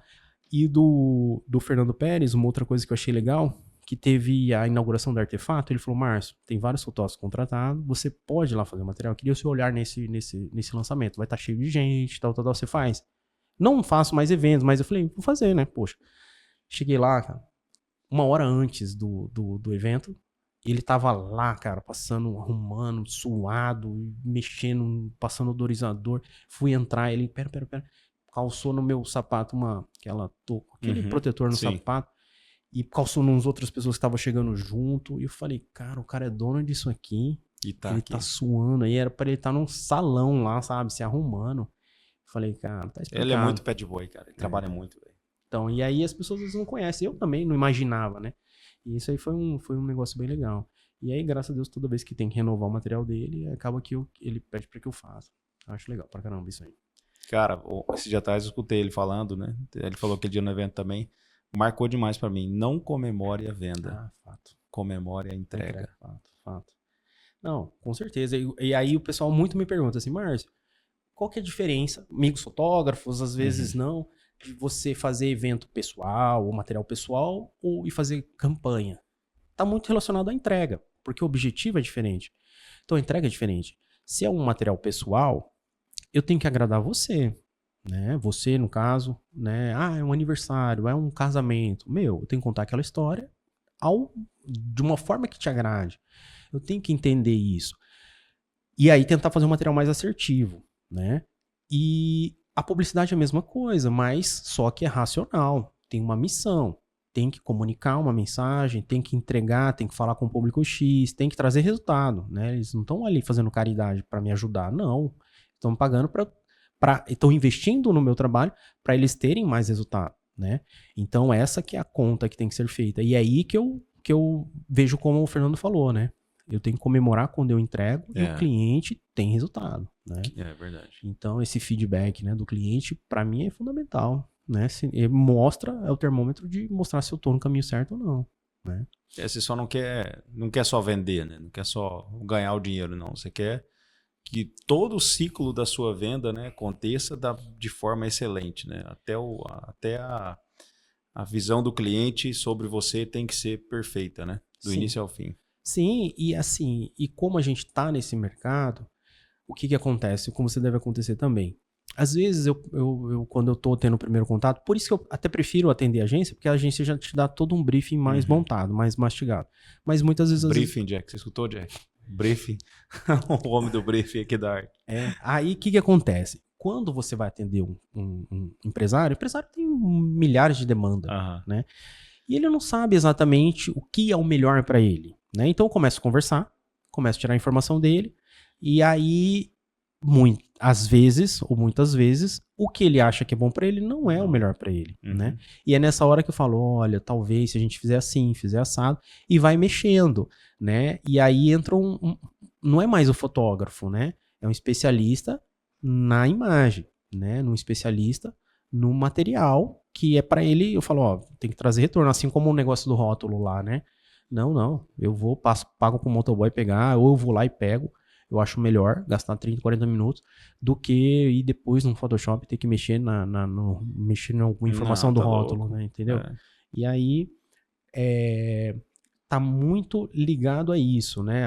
A entrega, a satisfação do cliente vai garantir longevidade do meu trabalho, entendeu? Se eu só fizer a venda e sabe... LTV total, né? Exatamente, não tem retorno, né? Não tem retorno. E quer queira, quer não, a pessoa, já que a gente está falando de um material prime, de um material que não vai ganhar por preço, né? Se a pessoa olhar por preço, ela não vai fechar comigo. Então, o que vai fazer ela querer fechar comigo? Ah, vou falar com o Márcio lá, que ele é legal, conversa tal e não sei o que. Beleza, isso é legal. Mas, além disso, tem que entregar qualidade. O cara quando contrata você, ele já sabe que você entrega qualidade, né? Você ir num dentista ou num médico, sei lá, qualquer um que seja, ele vai fazer o procedimento. Mas aquele que te atendeu bem, que te explicou, te deu atenção no pós, que sabe, que se preocupou com você, faz total diferença. Os dois tratam a sua, vamos dizer assim, seu problema. Mas um, desde o momento foi que atencioso e tal, né? Total diferença, total diferença. Então, eu penso muito desse jeito, né? Eu penso muito desse jeito. Tento sempre ser o mais ágil possível nesse sentido para poder entregar, né? Igual a gente tá falando, né? Da frase do Fernando Pérez, mas também para entregar o resultado, para entregar a qualidade que ele precisa, né? E é isso. E muitas vezes na hora que eu tô explicando, né? A venda ali, tô já vendendo ao mesmo tempo, aí entra as técnicas do FIF, né? Já tô vendendo ali, eu já tiro as informações e faz com que ele fale assim, ó, eu vou fechar com você, sabe? Já teve várias vezes que aconteceu isso, né? Durante a explicação. O cara sentiu segurança na hora, né? Sim, sim. Porque às vezes assim, ó, por exemplo, pro leigo, assim como eu achava que uma câmera grande fazia foto boa, né? O cara também, né? Ó, pra você ter uma ideia, quando eu fazia evento, o aniversário de um ano da minha filha, mais velha, eu fiz uma festa linda, mas eu não contratei fotógrafo. Eu tinha câmera lá, levei. Cara, fiz só foto enquanto o pessoal não chegou. Depois o pessoal chegou, não consegui nem segurar na câmera. Coisa que eu mais me arrependo. E aí o que eu falava quando eu vinha atender noivas? Eu falava assim, ó, não precisa fechar comigo, mas fecha com um fotógrafo profissional. Porque, olha, o aniversário da minha filha de 1 ano, olha as fotos que eu tenho. Não contratei. Olha da minha filha do meio, que eu já tava picado pelo antivírus. Um álbum maravilhoso, lindo, né? Mas por quê? Porque eu já não tinha... Aí eu falei, ó, isso aqui ela vai ver com 20, com 30, com 50 anos, né? Isso aqui vai ficar de eterno, né? E assim pro de casamento, assim pro de gestante. Cara, na hora que eu falava isso pra mulher, eu falava assim, imagina se você visse o gestante. Imagina se você visse um álbum seu, da sua mãe gestante de você. Que coisa linda. Você ter isso daqui. Cara, a mulher já encheu o olho d'água. Não ficou assim. Ó a venda aí, né? Não, total. Mas é isso. Aí são linhas diferentes. Eu tinha mais o lado comercial mais aflorado pra atender pessoa física, né? Quando eu fazia. Aí depois que eu comecei a fazer mais publicidade, é diferente, né? Cara, e é muito louco isso que você falou, porque a foto tem esse potencial de eternizar muito mais do que o vídeo, se você for parar pra pensar.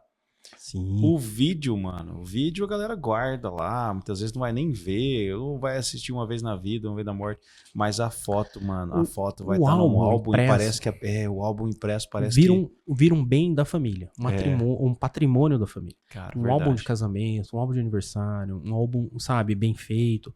E eu fazia uns álbuns assim muito, muito bem elaborados, né? E aí, obviamente, e quando eu fazia, ó, a dica aí pros fotógrafos de casamento, de evento, como que eu fazia? Uma vez eu fui pro Japão e na hora que eu tava indo, passei no Duty Free, né? Aí tinha uma loja do Free Shop. Tinha uma loja da Louis Vuitton e eu tava querendo uma carteira. Aí tinha técnica de ancoragem, depois que eu fui saber desse nome. E eu vi uma carteira e falei, caramba, cara, meu, uma carteira linda assim na vitrine. Cara, tipo, era $980 a carteira. $1.000 quase. E aí eu falei, nem a pau que eu compro isso. Não. Uma carteira aí no máximo aí $100. Aí eu cheguei lá dentro, aí o cara falou assim, não, você entra aqui e tal. Começou a me atender. E aí ele falou assim, eu não gostou daquela carteira. Porque eu fiquei olhando, né? Aí eu falei, gostei, tô precisando, mas... Aí ele, olha, eu tenho essa aqui, mostrou uma de 500, mostrou uma de 280, que era bem parecido com a de 500. Aí eu falei, pô, 280 eu já aguento, né? Aí depois eu fiquei, caramba, eu tava com orçamento de 100, tô achando que eu consigo, não tá tão caro eu pagar 300, né, digamos assim. Aí eu falei, cara, a estratégia deles, entendi, né, eu boto um preço mais alto ali e boto depois um do lado com quase as mesmas vantagens, mas com preço muito mais abaixo, né. E eu falei, caramba, e eu fazia isso nos meus álbuns. Na hora que o cliente ou o casal ia lá ver... Você já metia um... Top. É que ainda não tinha automatização, né, de Alexa, que eu parei de fazer evento em 2018. Mas se hoje tivesse, eu faria. Falava assim, showroom, Alexa, showroom. Pum, mudava a luz do meu estúdio, eu desligava as luzes ambiente e botava só uma luminária em cima da mesa. Eu pegava o álbum mais top, já tinha mostrado o álbum intermediário, pegava o mais top, colocava uma luvinha, falava ó, isso aqui vai ficar de eterno. Vai, daqui 10 anos, daqui 20, daqui 30 anos vão estar com essas mesmas cores. E a gente vai passar dessa para melhor, isso vai ficar para seus filhos, né? Aí, meu amigo, mudava totalmente. Aí, pagar 20 mil nisso aí não fica caro, você entendeu? Agora, se eu pegasse e botasse, ó, tem um álbum de 20 mil, você tá doido, você entendeu? Então, Você encantar nessa parte aí faz toda a diferença. Na publicidade eu já não tenho essa condição, é técnica mesmo, é resultado, né? Então, é mais ou menos isso. E foto vende? Demais, né? Uma imagem fala mais que 1000 palavras, né? Uma foto bem feita, uma imagem, né, bem feita. É um conjunto, né? Bem mostrada, né? Faz total diferença, né? Então, você tem que ter uma imagem bem feita, você tem que colocar, não adianta eu fazer uma foto legal do seu perfil, colocar lá no perfil do seu Instagram e o conteúdo não condizer com aquela foto. Ou mudar a foto do WhatsApp. E aí você vai falar, você digita lá um monte de gíria, um monte de coisa, tá lá você de paletó, de gravata, sabe? Então, existe todo um conjunto, né? Um cuidado que você tem que ter. Então, a imagem, contanto que seja amparada, né? Ou bem mostrada, sim, sem dúvida alguma, sem dúvida alguma. Eu até uso no perfil uma que eu fiz uma montagenzinha. Eu vi, cara. Uma ideia da minha esposa. Ela falou, a gente tava assistindo Arqueiro, uma minissérie. Ela falou, amor, por que você não faz um desse pra você? Aí eu fiquei assim, falei, não, minha mulher assim, inclusive mandar um beijão pra ela, ela bota mais fé em mim do que às vezes eu mesmo. Igual seu treinador lá do início, eu confio em você, eu confio em você. Minha mãe é igual também, graças a Deus, as mulheres que me acompanham aí, mas principalmente minha esposa, se eu falar que eu vou montar um foguete, eu acho que pra ir pra Marte, elas botam fé, sabe? Tipo assim, mas brincadeira à parte, aí ela falou, por que você não faz? Eu falei, vou fazer. Aí eu fiz e ficou bem legal, né? Mas foi um insight que ela que até deu o pontapé. E ela falou, amor, você trabalha com fotografia, você trabalha com imagem. Na hora que a pessoa vê, já vai falar, pô, manipulou, mexeu ali, ficou legal, já conta um pouco da sua história. Porque eu não tinha muito essa noção. Quando você falou empilhamento e tal, achei da hora, porque pra mim foto tirei a foto. Não. Eu não sabia dessas técnicas de... Tem esse empilhamento, que é a blocagem, né, que eles falam. Aí, hoje em dia, ficou com IA na edição, ficou muito melhor, muito mais rápido, né? Como que tá IA? Nossa, fantástico. Ó, eu vou até dar um testemunho aqui também, uma experiência minha. Há 2 anos atrás, um amigo meu, que é legendário, ele falou assim, tava abrindo a pista aqui. Aí ele abriu o notebook, ele falou, vou perguntar pro ChatGPT. E eu, assim, que é isso? Já tinha ouvido algumas coisas assim de inteligência artificial, respondeu a prova, gabaritou uma prova de não sei o que, passou no exame. E eu fiquei assim, mas deve ser uma super máquina, um super computador, e não que tava assim acessível, né? Sim. E eu falei assim, o que é isso aí? Ele, Márcio, que mundo que você vive? Falou bem assim pra mim. Aí eu falei assim, foi o Yuri, manda um abraço pra ele, o Big Baby. E eu falei, uai, ele e o Júlio tiraram sarro de mim, cara. Aí eu fiquei com a pulga atrás da orelha. Eu falei, cara, será que eu tô tão desatualizado? Tô muito fechado no meu mundinho aqui. Cara, comecei a consumir tudo que era de IA. Tudo. Hoje, nossa, uma série de situações, ela resolve lindo, assim. Problema de grãos, né? De ISO alto. Você tem um arquivo em RAW, faz assim um milagre que você não tá entendendo. Mas, lógico, aí você vai precisar de um software, de uma máquina boa, né? De uma conexão com a internet, para poder fazer esse trabalho. Mas o que antes era um material inutilizável para publicidade, com um retoque desse, você recupera. Expandir foto, nossa, hoje tá uma maravilha. Remover objeto, inserir objetos, tá assim, surreal mesmo. Eu uso muito, para poder equalizar a cor também, né? Às vezes na blocagem é fundamental, às vezes eu ponho um copo aqui num ambiente que ele tá com uma cor diferente da luz do cenário.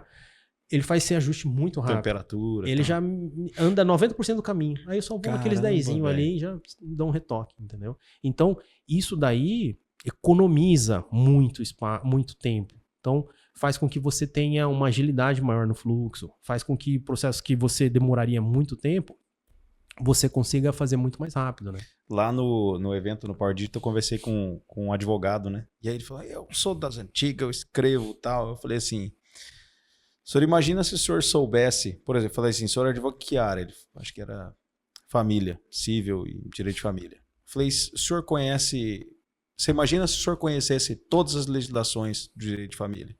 Se o senhor conhecesse todos os artigos do Código Civil? Se o senhor conhecesse tudo da Constituição Federal? Aí, imagina se o senhor tivesse tudo isso de cor na sua cabeça. O senhor seria o melhor advogado?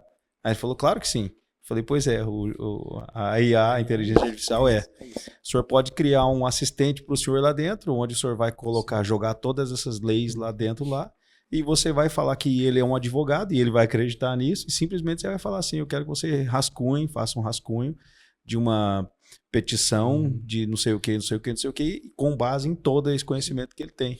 E aí depois o senhor só vai gastar a sua expertise, sua experiência para refinar. Aí ele ficou assim, rapaz, é verdade. Eu falei, é isso. Porque é igual o Leandro Zucco falou no podcast, né? Falou, quando chegou o WhatsApp, muita empresa falava, eu não vou usar isso aí, a gente usa e-mail. Tal. Hoje 90% das empresas usam WhatsApp.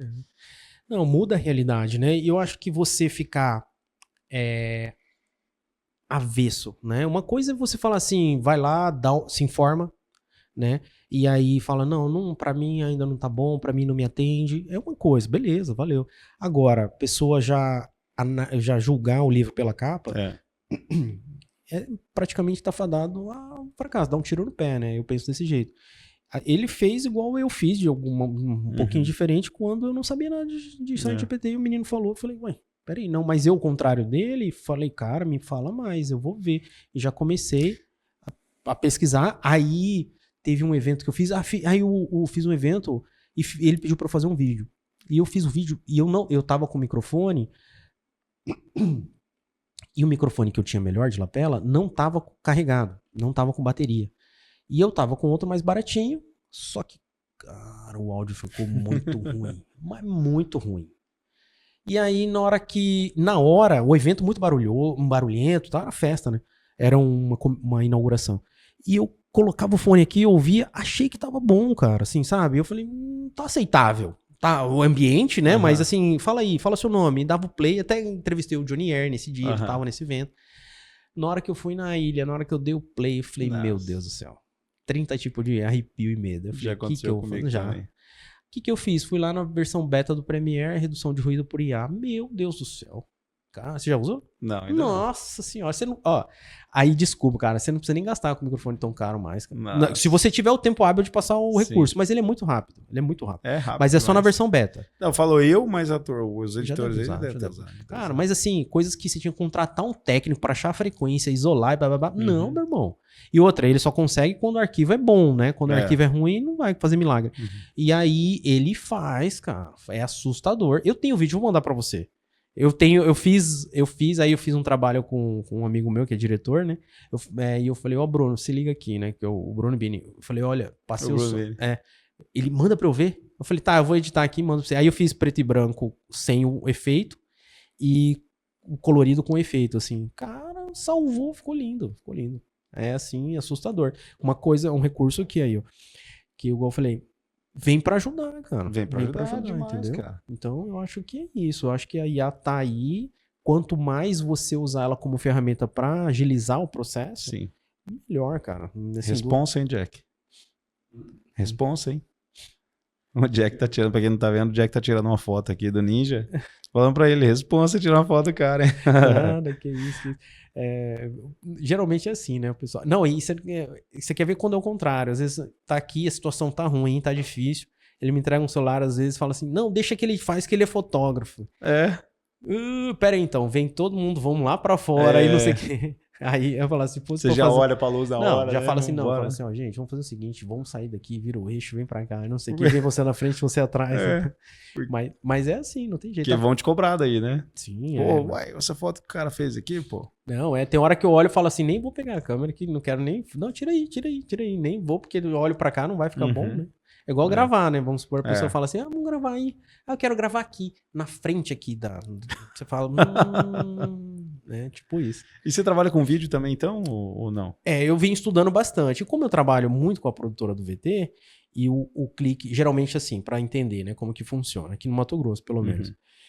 Quando contrata um VT publicitário, e o estilo fica comigo, a foto fica comigo, a equipe do VT vai ali e eu tenho já o briefing, né? Qual cena que eu tenho que fotografar, mais ou menos como que seria, se vai ser blocado ou se vai ser in loco, né?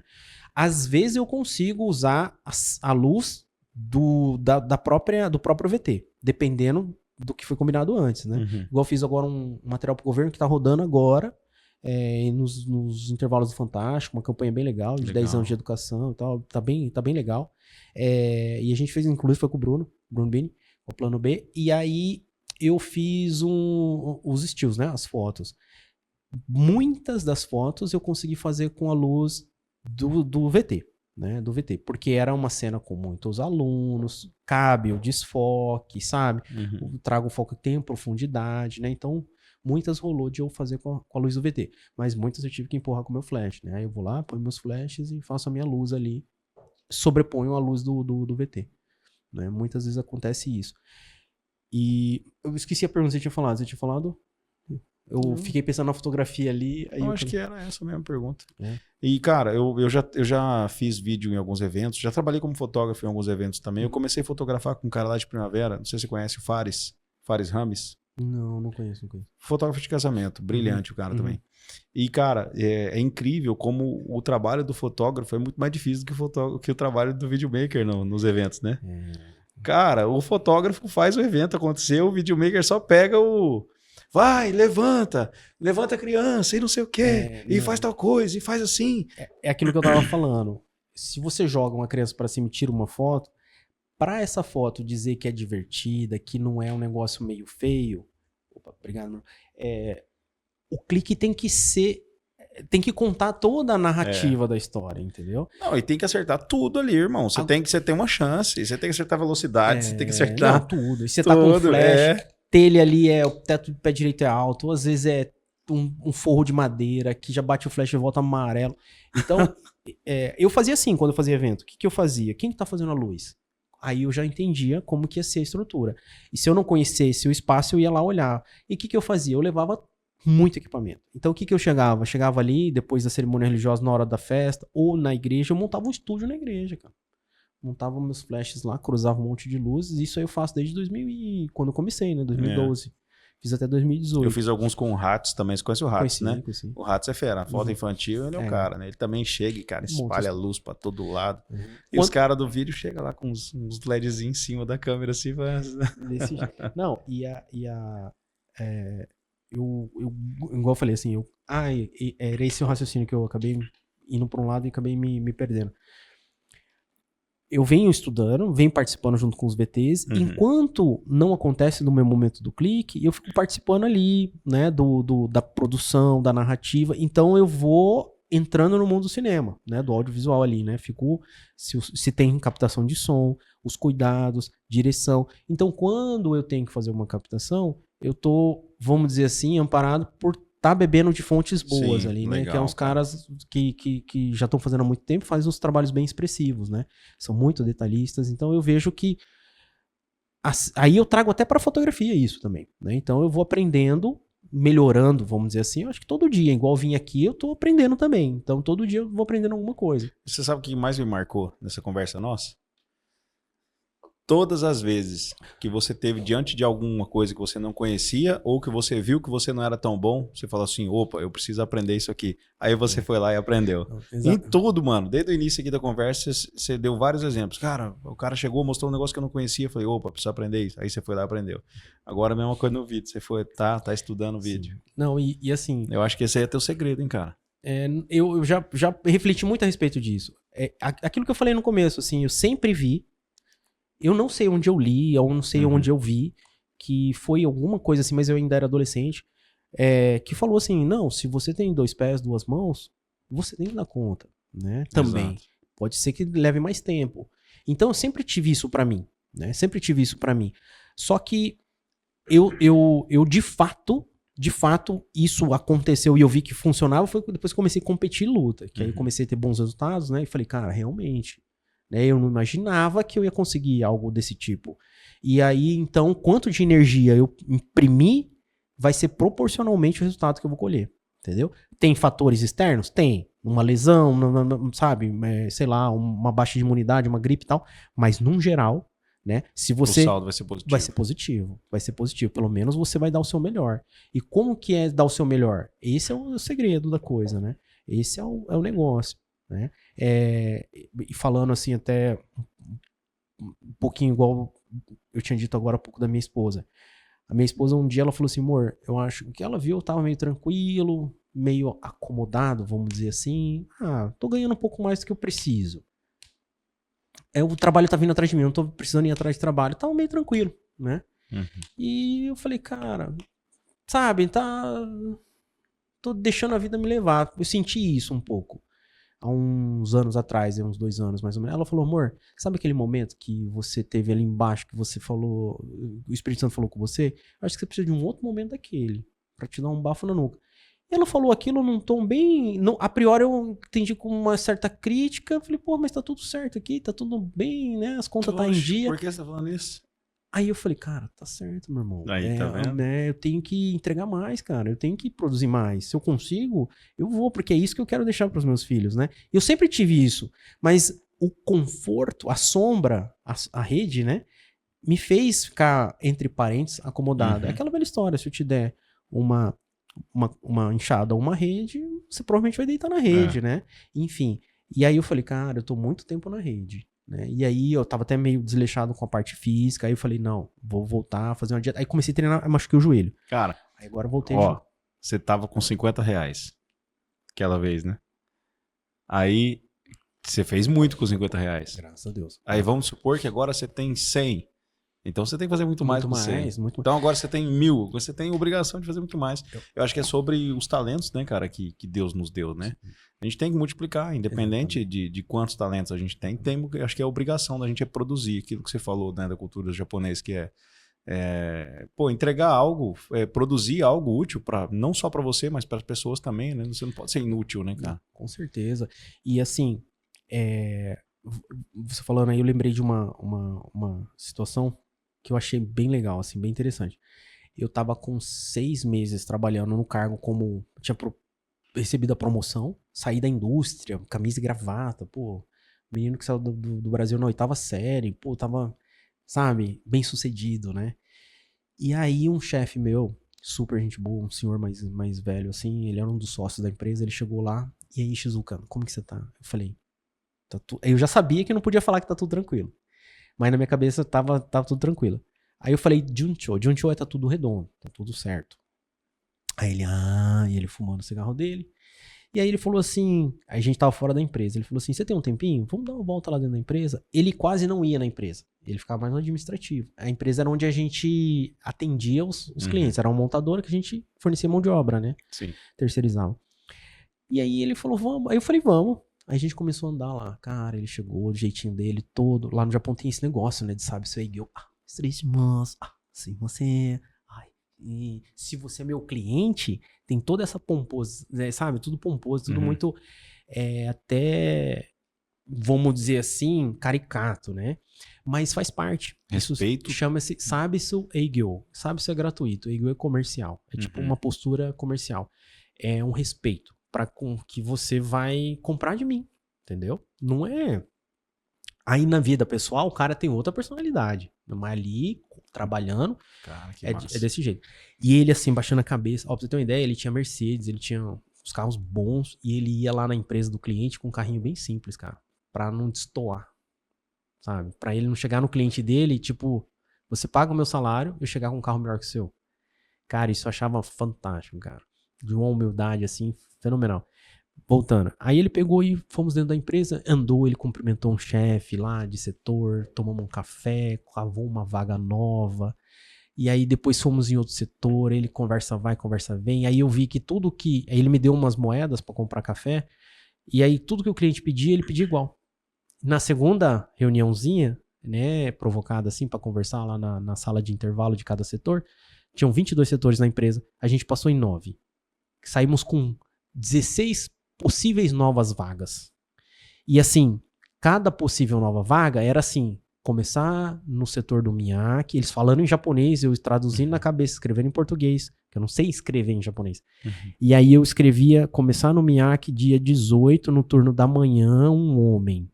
E aí, mas eu tenho que trazer uma semana antes, lá pelo dia 12, trazer para fazer entrevista. E aí comecei a anotar um monte de coisa. Cara, na hora que a gente saiu da empresa com 16 possíveis novas vagas. E um monte de anotação que eu já não lembrava mais o que era o que, quando começava a não sei o que. E a estratégia que ele usava para conversar com esses clientes, Eu falei, cara...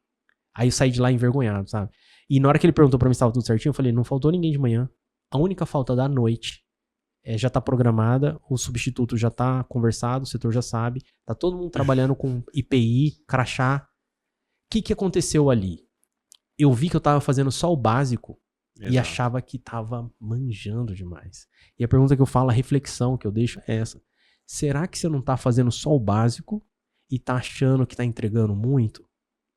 E aí eu saí de lá, pedi desculpa pra ele, eu até arrepio, cara. Pedi desculpa pra ele, baixei a cabeça, falei pra ele, olha, eu achei que eu tava com o meu Pro Ishiki, que é vamos dizer assim, com nível profissional alto.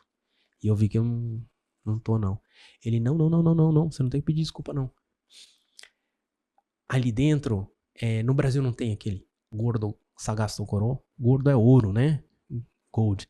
Sagasto Coro é onde procura ouro, garimpo, né? Aí eu falei assim, tem garimpo. E eu com uma vergonha, né, cara? Já tava quase pedindo aumento, pra você ter uma ideia. Depois que eu vi, sabe? Aí ele pegou e falou assim, não tem gordo, Sagasto Coro? Eu falei assim, tem. Aí ele virou pra mim e falou assim, então, se o ouro tá, né, a 5 centímetros, a olho nu, qualquer um pega. Ele falou assim, gordo ga mega taru tokoro ga dare de tsukau. Demo, go senti ga aru gordo ga sagasanai to ikenai. É assim, se o ouro tiver o ouro estiver à vista, qualquer pangaré, qualquer pessoa que vê, pega. Sim. Agora, se tiver 5 centímetros, você tem que cavar. Se tiver 10, você vai ter que cavar 1 metro. Aí ele falou, 1 metro, 10 metros, shirankedo, sagasanai to ikenai. Assim, se tá 1 metro, 10 metros, não sei, você vai ter que cavar. Sabe por quê? Ataru ka ataranai go shiranai. Demo, Ayumi-chan é minha filha mais velha. Ayumi, né? Luana Ayumi. Gohan, tabenai to ikenai. Tipo assim, você não sabe se você vai achar ouro. Mas você tem que procurar, sabe por quê? Porque a única certeza que você tem é que sua filha vai ter que comer. Então, lá dentro tá cheio de ouro. Só que você vai ter que procurar.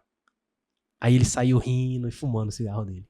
Cara, aquilo pra mim foi melhor que uma faculdade. Meu Deus do céu, que louco eu virei, isso, velho. Não vou falar uma máquina, mas assim, a gente tinha 52 funcionários. A gente chegou a 1860.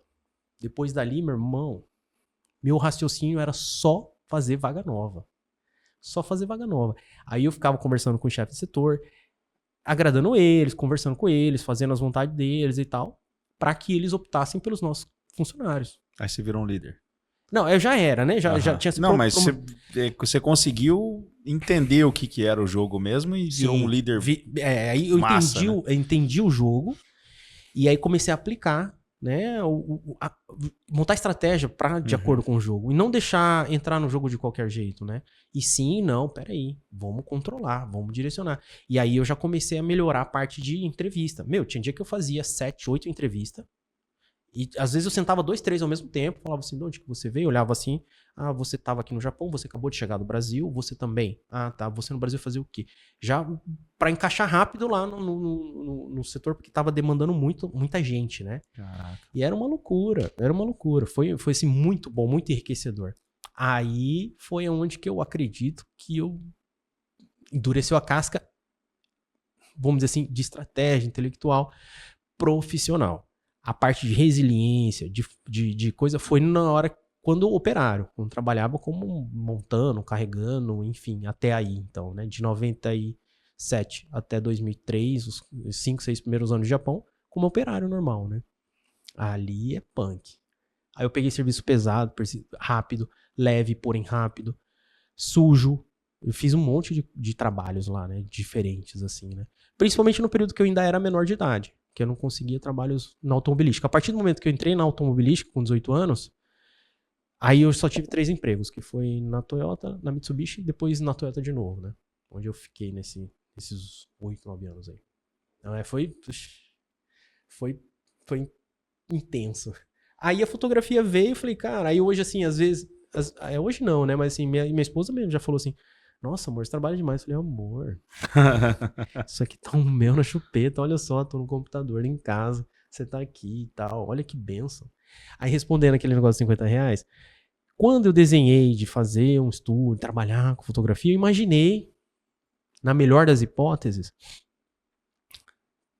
ter as minhas condições, vamos dizer assim, sabe? Minha casa, meu carro, sabe?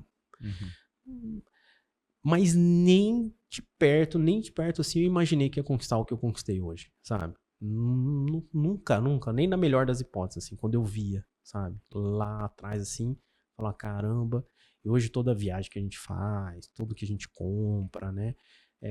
Enfim, isso aí dá uma satisfação, assim, eu poder ajudar, né, minha mãe, sabe? Meu pai faleceu em 2020, né?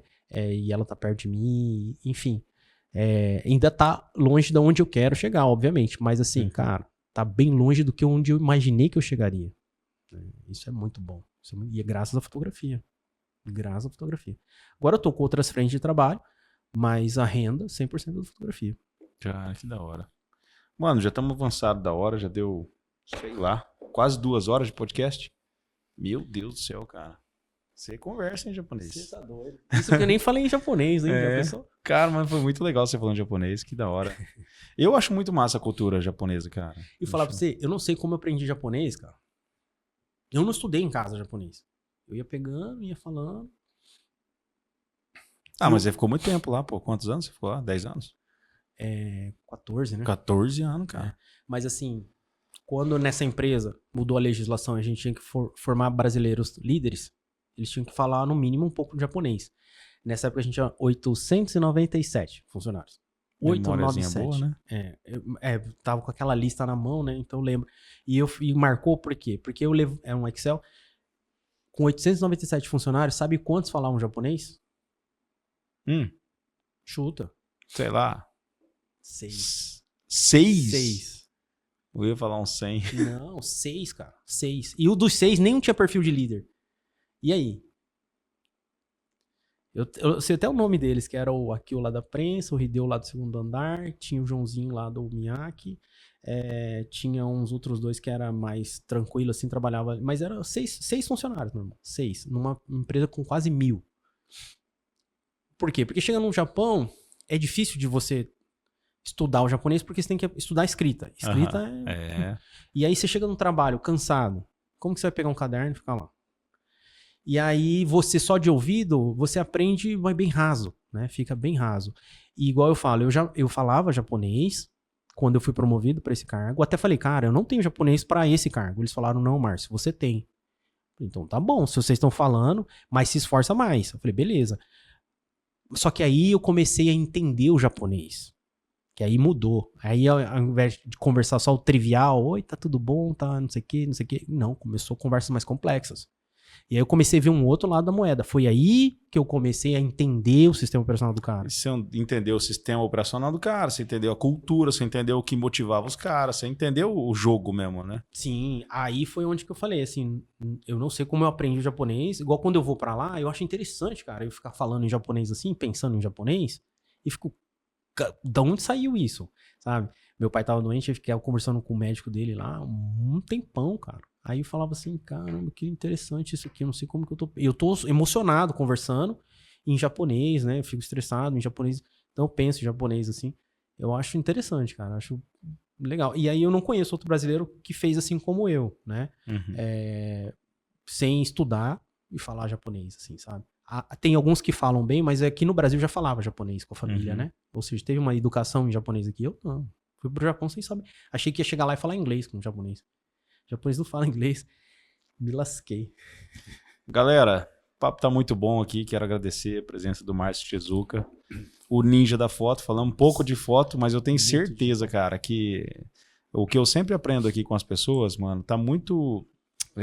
aliás, não tá muito relacionado à expertise da pessoa, mas tá relacionado à história, à cultura, ao empenho, né, a consistência que a pessoa teve, cara, a resiliência que a pessoa teve. Com certeza é isso que constrói carreiras sólidas como a sua na fotografia.